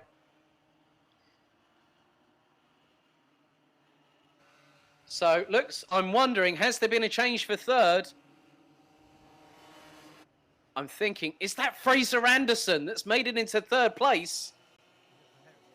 I'm not too sure. I can't make out. But leaders coming across the start-finish line. Buckley's trying to go round towards the outside of turn 1 on Riley Cranham. What a move! Absolutely perfectly timed there by the Irish champion. Well, my goodness me, my heart is in my mouth. Jacob Ashcroft's done it again. He's coming up through the field. Anderson. Lewis now in 5th. Scarisbrick down into 6th position ahead of Joe Lewis. 1 minute 20 on the clock. I thought that I saw a couple of flashes of blue and a splash of yellow in the back part of the video footage, as looks like now Chad Le Mans is on the march, and he's trying to take, I think, Joe Lewis with him. Max Horler looks to be pretty close to this train as well.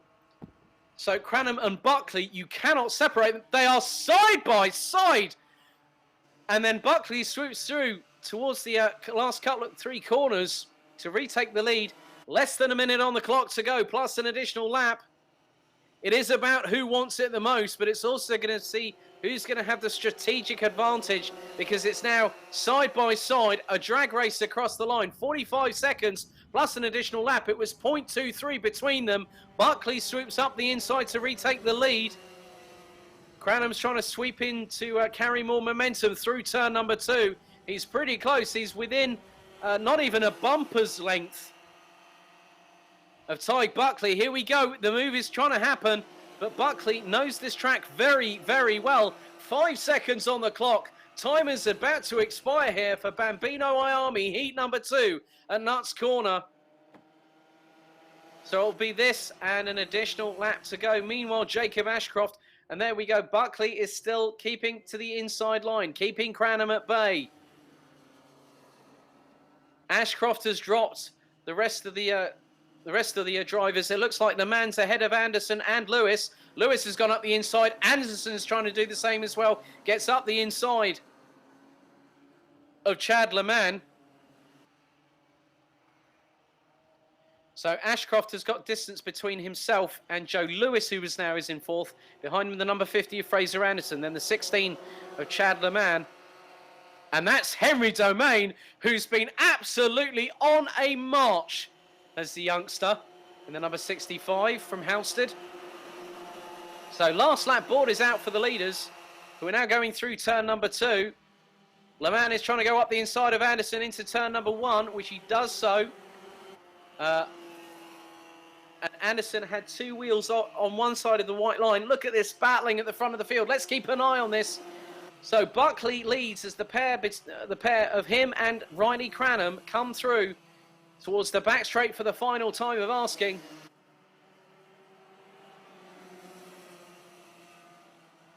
And there is more ducking and darting as it's ultra defensive from Tyg Buckley heading into the last part of this race. It's been an absolutely brilliant display between the two. A mano-a-mano duel at the front of the field. They now come through the penultimate from last corner. And Buckley is holding on for the minute, but it's going to be dependent on who's got the momentum coming out of the final corner. It's Buckley from Cranham. Cranham is trying to go for it. It's going to be a run to the finish. And it's going to be Buckley. Buckley takes the checkered flag by 0.052. A near photo finish yet again here. Jacob Ashcroft takes third ahead of Joe Lewis with Chad Le Mans rounding out the top 5. What a drive from Henry Domain right from the back part of the field to finish in 6th place ahead of Scotland's Fraser Anderson with Thomas Clark, Max Horler and Cole Glover rounding out the top 10. So let's run you through the finishing order of what was hands down another classic here in Bambino Kart Club history. So, Tyg Buckley by just 0.052 of a second wins from Riley Cranham. So, Irish champion against O-Plate champion. It's nip and tuck. We'll find out in the final, which decides the GP plate later on this afternoon. Jacob Ashcroft puts himself in contention with a well-deserved third-place finish ahead of Joe Lewis. Chad Le Mans from Ireland in the number 16 rounds out the top 5. Henry Domain stormed his way from the back of the field to come back to 6th position ahead of Fraser Anderson, Thomas Clark, Max Horler, and Cole Glover, who rounded out the top 10. Connor Scarisbrick would finish, unfortunately, down in 11th at the end ahead of Jacob Giblett-Lee, Teddy Woodard, Rudy Breen, Senna Blue Breslin, and Poppy Thomas, rounding out the 16 strong. So that was another exciting Bambino Kart Club IAME Bambino heat. We'll see them in the final a little bit later on. Which has just quite literally, I mean, we're running about 40 or so minutes behind schedule, so we'll probably see them around about 20 to 5 this afternoon, I think, just depending on obviously how things go. But now it is time for the last heat for the Honda Cadets. So it looks to be that we will have the likes of Burrows, McMahon, Stannard and Tomilewski battling it out.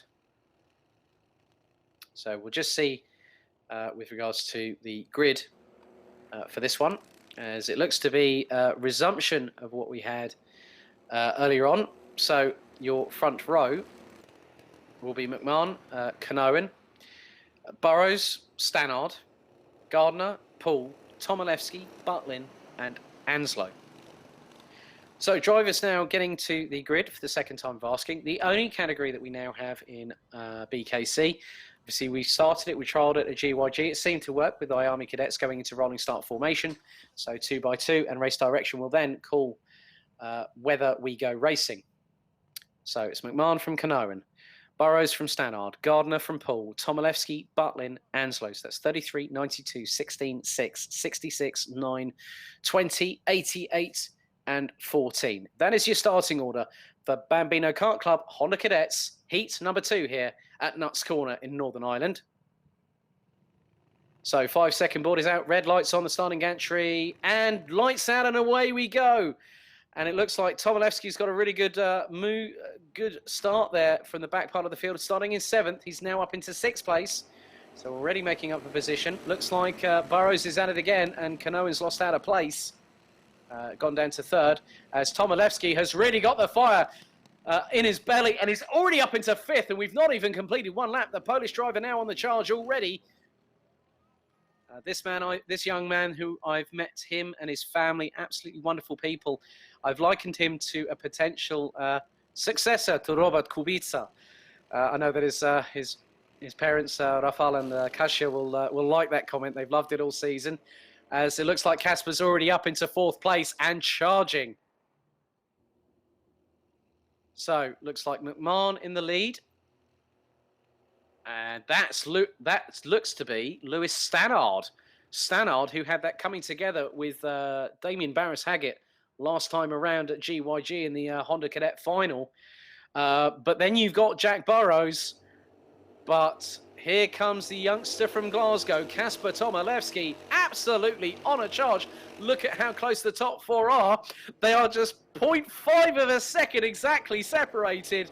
Tomaszewski does a 1 minute 11.819 as Burrows is trying to...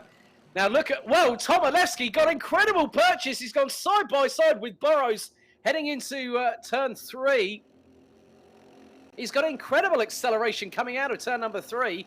And with him, he's bringing Ollie Poole as well. So McMahon, Stannard, Burrows, Tomaszewski. Fastest out on track there, no doubt, the number 20 with a 1 minute 11.819. McMahon did a 1 minute 13.240 last time around. So leaders coming to the back part of the circuit. And it looks like there is a dice a little bit further down the order. So Burrows has got Tomaszewski with him, as well as Ollie Poole.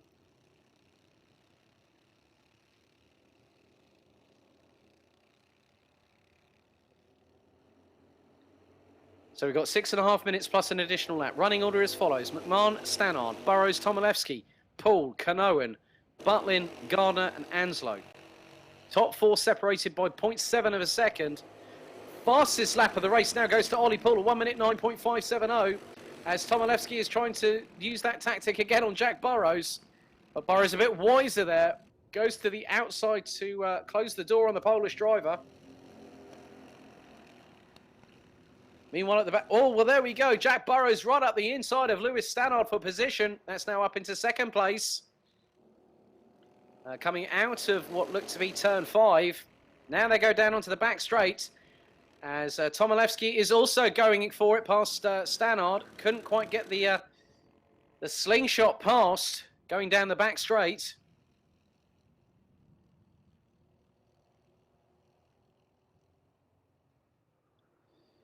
But still, it's all to play for. We still have the GP final to concentrate on later on. And I know that every single driver that's now in the top 5 at the moment, as looks like Burrows is getting incredibly racy behind McMahon for the lead of the race. Tomaszewski almost going side by side into turn 1 with Lewis Stannard. Ollie Poole is also running with the Polish driver as well. Look at how close this top 5 is. 0.562 of a second. Tomaszewski also trying to go past Stannard, trying to go for that outside overtake, possibly.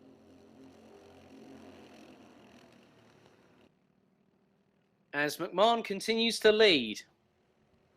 Burrows in 2nd, Stannard keeping Tomaszewski and Poole at bay for the minutes. 4 minutes 15 on the clock left to go here. The Honda Cadet heat number 2 as Poole is going nearly side by side. Oh, that was a bit of a dart in behind Joseph McMahon by Jack Burrows there.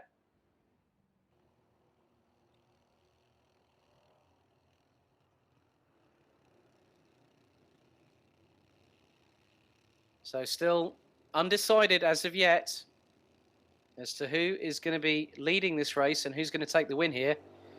It was Burrows last time out.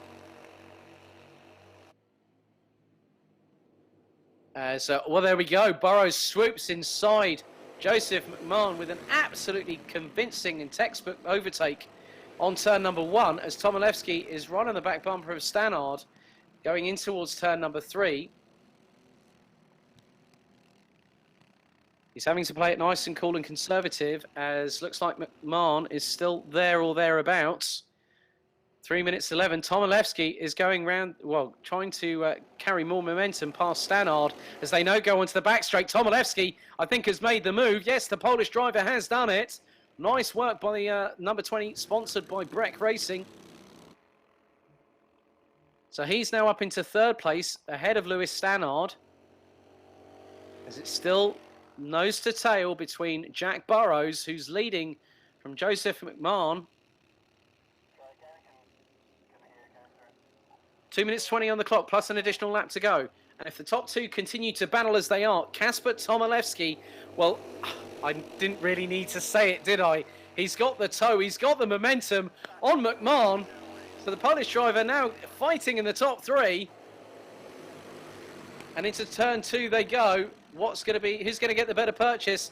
Tomaszewski is an opportunistic animal. Oh, that was so close heading into turn number three. As McMahon is sizing up Burrows for the lead going into turn four. No, not yet, not yet. McMahon's got to bide his time, but I think Tomaszewski knows that he's got the kart under him. The kart is responding. The tyres have come alive. And here he goes. He's going down the back straight. Who's going to make it into second place? Oh, not quite. McMahon got there first, but Tomaszewski had a good run coming out of that corner.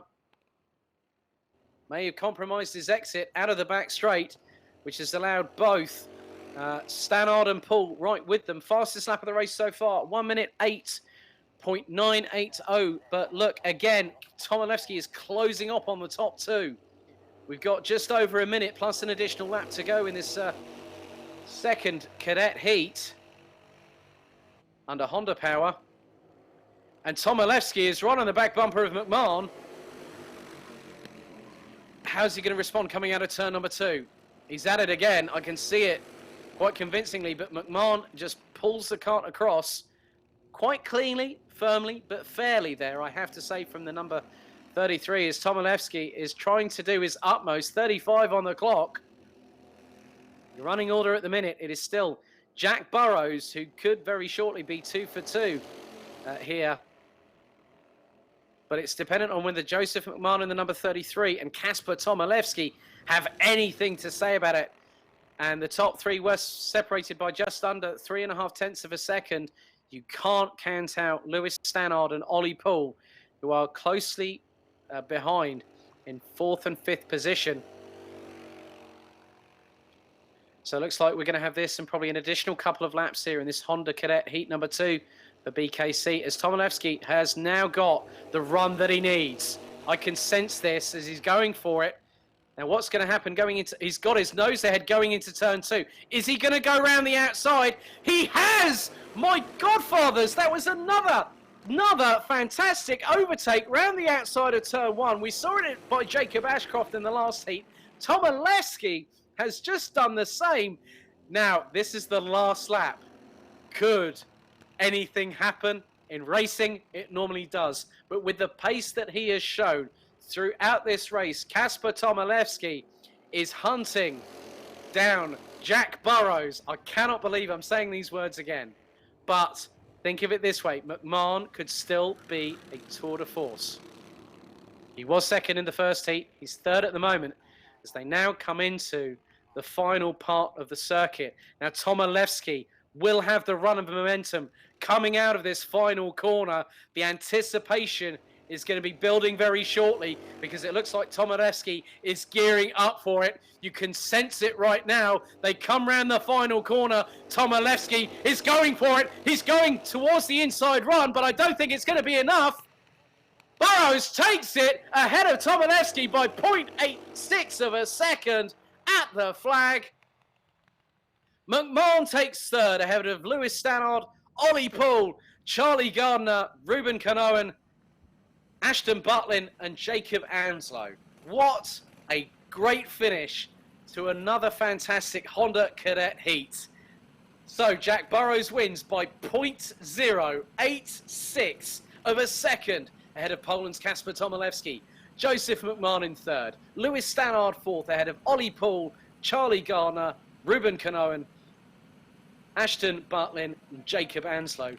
Ladies and gentlemen, the top four split by just over half a second at the flag. This has been uncategorically the most competitively fought BKC round this season. We have had multiple drag races to the finish, and it just goes to show that you get that. If we could get a replay just how Tomilewski was just sizing up Burrows for that last-ditch attack.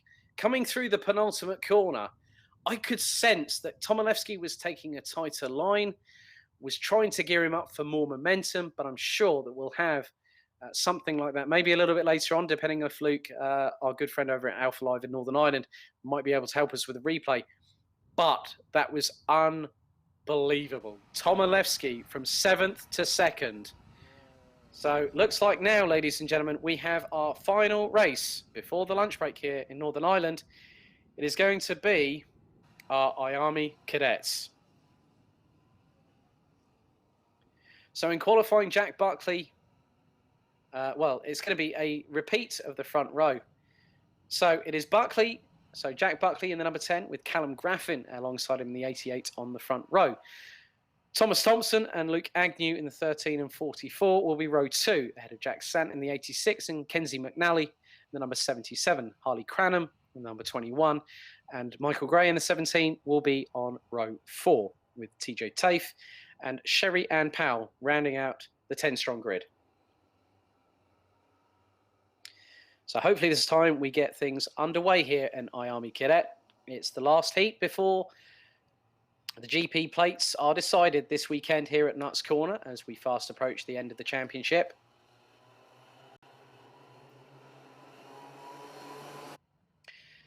So revs rise. And it looks like we are off here in IAME Cadets. And it looks like Luke Agnew has already got, well, Luke Agnew's down in 4th and Callum Graffin's at it again. He's up into the lead. Thomas Thompson has gone with him along with Jack Buckley. Jack Sant looks to be remaining in 5th position at the moment. So Graffin leads from Thompson, Buckley, Agnew and Jack Sant rounding out the top 5.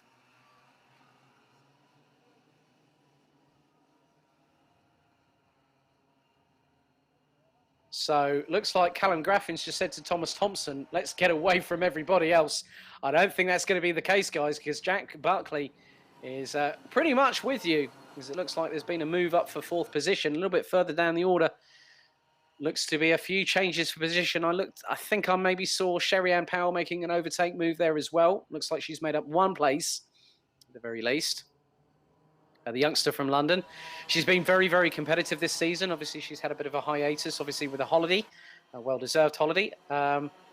Also, I know that there are several drivers in the Bambino Kart Club who wish they could be with us, myself included, at Nuts Corner, but I know that Larkhall is going to be a fantastic event. That's September 2nd, first weekend of September, as the trio at the front have pulled a considerable gap from Jack Sant, who's now in 4th. So Graffin, Thompson and Buckley have flown the coop, so to speak. And it's Graffin from Thompson, Buckley in 3rd. Fastest lap of the race so far, 1 minute 11.097 from Thomas Thompson, the number 13. And behind, you've got the likes of Luke Agnew and Kenzie McNally. That's the battle from 4th to 6th place. TJ Tafe has, or Taff, or however you say it. I know that my pronunciations with Tig Buckley at Rowra caused a bit of controversy, but I'll do my best. Tafe now in 7th, ahead of Michael Gray. Sherry Ann Powell now in 9th place, ahead of Harley Cranham, as Thompson and Graffin are 2nd and 1st, respectively. 6.5 minutes on the clock to go, plus an additional laps. Leaders now going down across the start-finish line to start lap number 2, as Callum Graffin sets the fastest lap of the race. But it was only, he went 2 wheels on the grass there. A little bit of a nudge behind from Thompson, who gets his way sternly past into the lead. So Thompson had the run on Graffin coming into turn 1, and Graffin just went very, very wide. 2 wheels on the grass, which will still have been a little bit damp from the rain, the deluge of rainfall that we had yesterday afternoon, with Jack Buckley now up in there, right in the back bumper of the number 88 as they go down the back straight. 5 minutes 14, plus an additional lap to go, as it looks like Graffin's going back up into the lead, and Buckley's gone up there with him into 2nd place.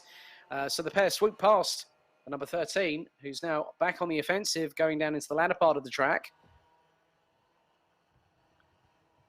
And it just goes to show that with a track like this here at Nuts Corner, It proves that overtaking is possible anywhere as long as you can find a gap. And these drivers are definitely doing it.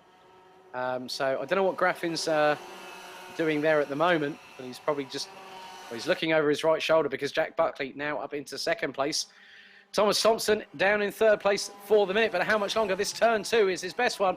Oh my goodness, sweeps up the inside of both Buckley and Graffin to retake the lead. So a couple of laps ago, he had the overtaking humble pie thrown in his face. He's now done it to the other two behind him.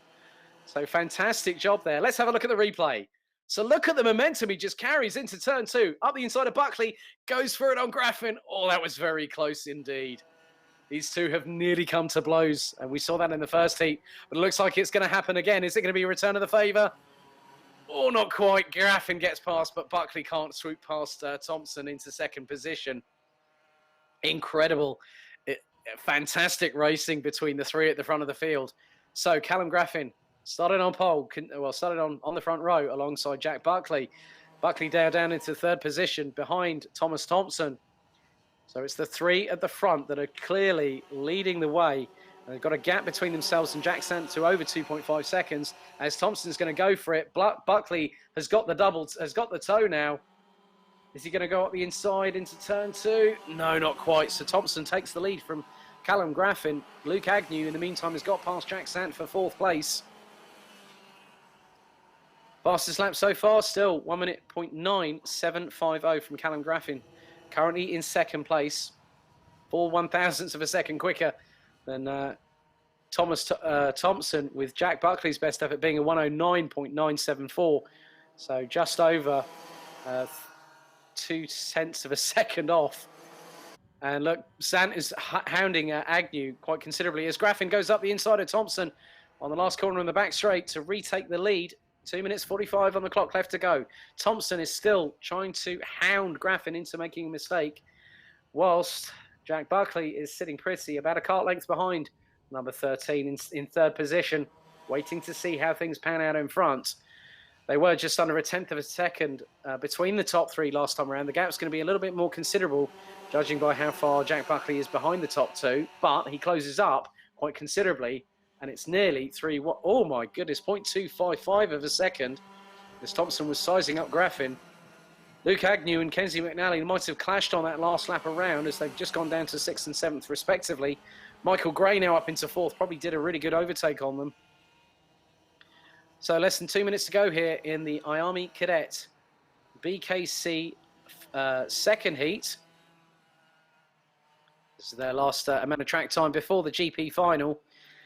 And rest assured that these three, oh, there we go. Thompson's being opportunistic and he's gone side by side. Oh, that's very close indeed, nearly interlocking wheels. This is going to allow Buckley to do something. Can't quite do it at the back end of the back straight there for the number 10.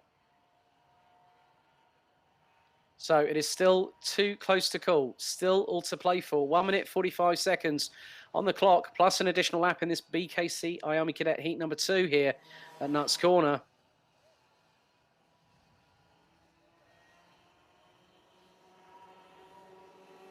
So 13 leads. That's Thompson from Graffin, from Buckley in the 10. Graffin's going up the inside, bump drafting there from Buckley to swoop past Thompson. He's had the boot put on the other foot, so to speak, and Thompson was trying to go past Buckley into turn 2, but Buckley was already wise to the fact of what Thompson's been doing all day long, of swooping past up the inside of people up into turn number 2. And that's been his mantra this weekend, and he's still trying to find a way past number 10 of Jack Buckley. But we have less than 30 seconds on the clock to go, plus an additional lap to conclude the first half of racing here today at Nuts Corner. So Callum Graffin still leads, but literally just by the footage, it's less than 3 or 4 kart lengths separating him and Thomas Thompson, who's currently in third position. So we will have this plus an additional lap left to run here. The IAME Cadet Bambino Kart Club round 7 here at Nuts Corner in Northern Ireland. And Buckley, I've got that sort of inkling feeling. Last lap board is being shown. So Buckley now has an opportunity as they've now pulled a gap on Thomas Thompson, but Thompson closes up. He seemed to be the last of the late breakers going into turn 2. I think maybe someone like Kasper Tomlewski might have learnt a bit from that because, well, not from going into the corner, but coming out from the corner as Buckley is hounding the back bumper of Graffin, going into turns 3 and 4 and 5. Now they're going to 6 and 7, heading onto the back straight for the final time. Callum Graffin takes a brief look over his right shoulder, and Jack Buckley is pretty much there with him, as is Thomas Thompson. And now going to the last part of the track.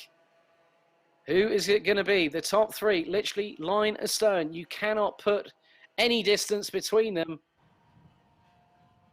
As they now head to the penultimate corner, the 180-degree left-hander here at Nuts Corner.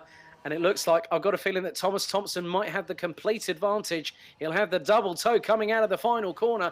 Graffin leads from Buckley. Thompson, it's going to be a run to the line. Buckley is going for it, but I don't think he's going to take it. Graffin wins heat number 2, IAME Cadet BKC round 7 by just, wait for it, 0.075 of a second. Thomas Thompson was 0.087 of a second behind behind Buckley at the flag. So to finish off our coverage here, well, we'll be keeping the live stream open on our respective Facebook pages and YouTube pages that are broadcasting via Facebook and also by YouTube. So let's run you through the finishing order for IAME Cadet BKC round 7 heat number 2. So what a photo finish. Callum Graffin takes the win in Bambino Kart Club IAME Cadet heat number 2 by just 0.075 of a second from Jack Buckley in the number 10. Then it was Thomas Thompson in the number 13, a further 0.087 of a second adrift. Michael Gray was 4th ahead of Jack Sant, who rounded out the top 5. Top 3, 0.162 of a second. Can you believe that, ladies and gentlemen? TJ Tafe was 6th ahead of Luke Agnew, Kenzie McNally, Sherry Ann Powell, and Harley Cranham rounding out the 10-strong order. So that concludes the first day of coverage here at Nuts Corner Raceway, just 15 minutes from Belfast International in Northern Ireland. So on behalf of myself, Alex Goldschmidt, BKC Series commentator, and F100 commentator Ben Topless, we will see you after the lunch break, where we get the pre-finals underway for the F100 O-Plate round here at Nuts Corner in Northern Ireland. We'll be back in just a few moments.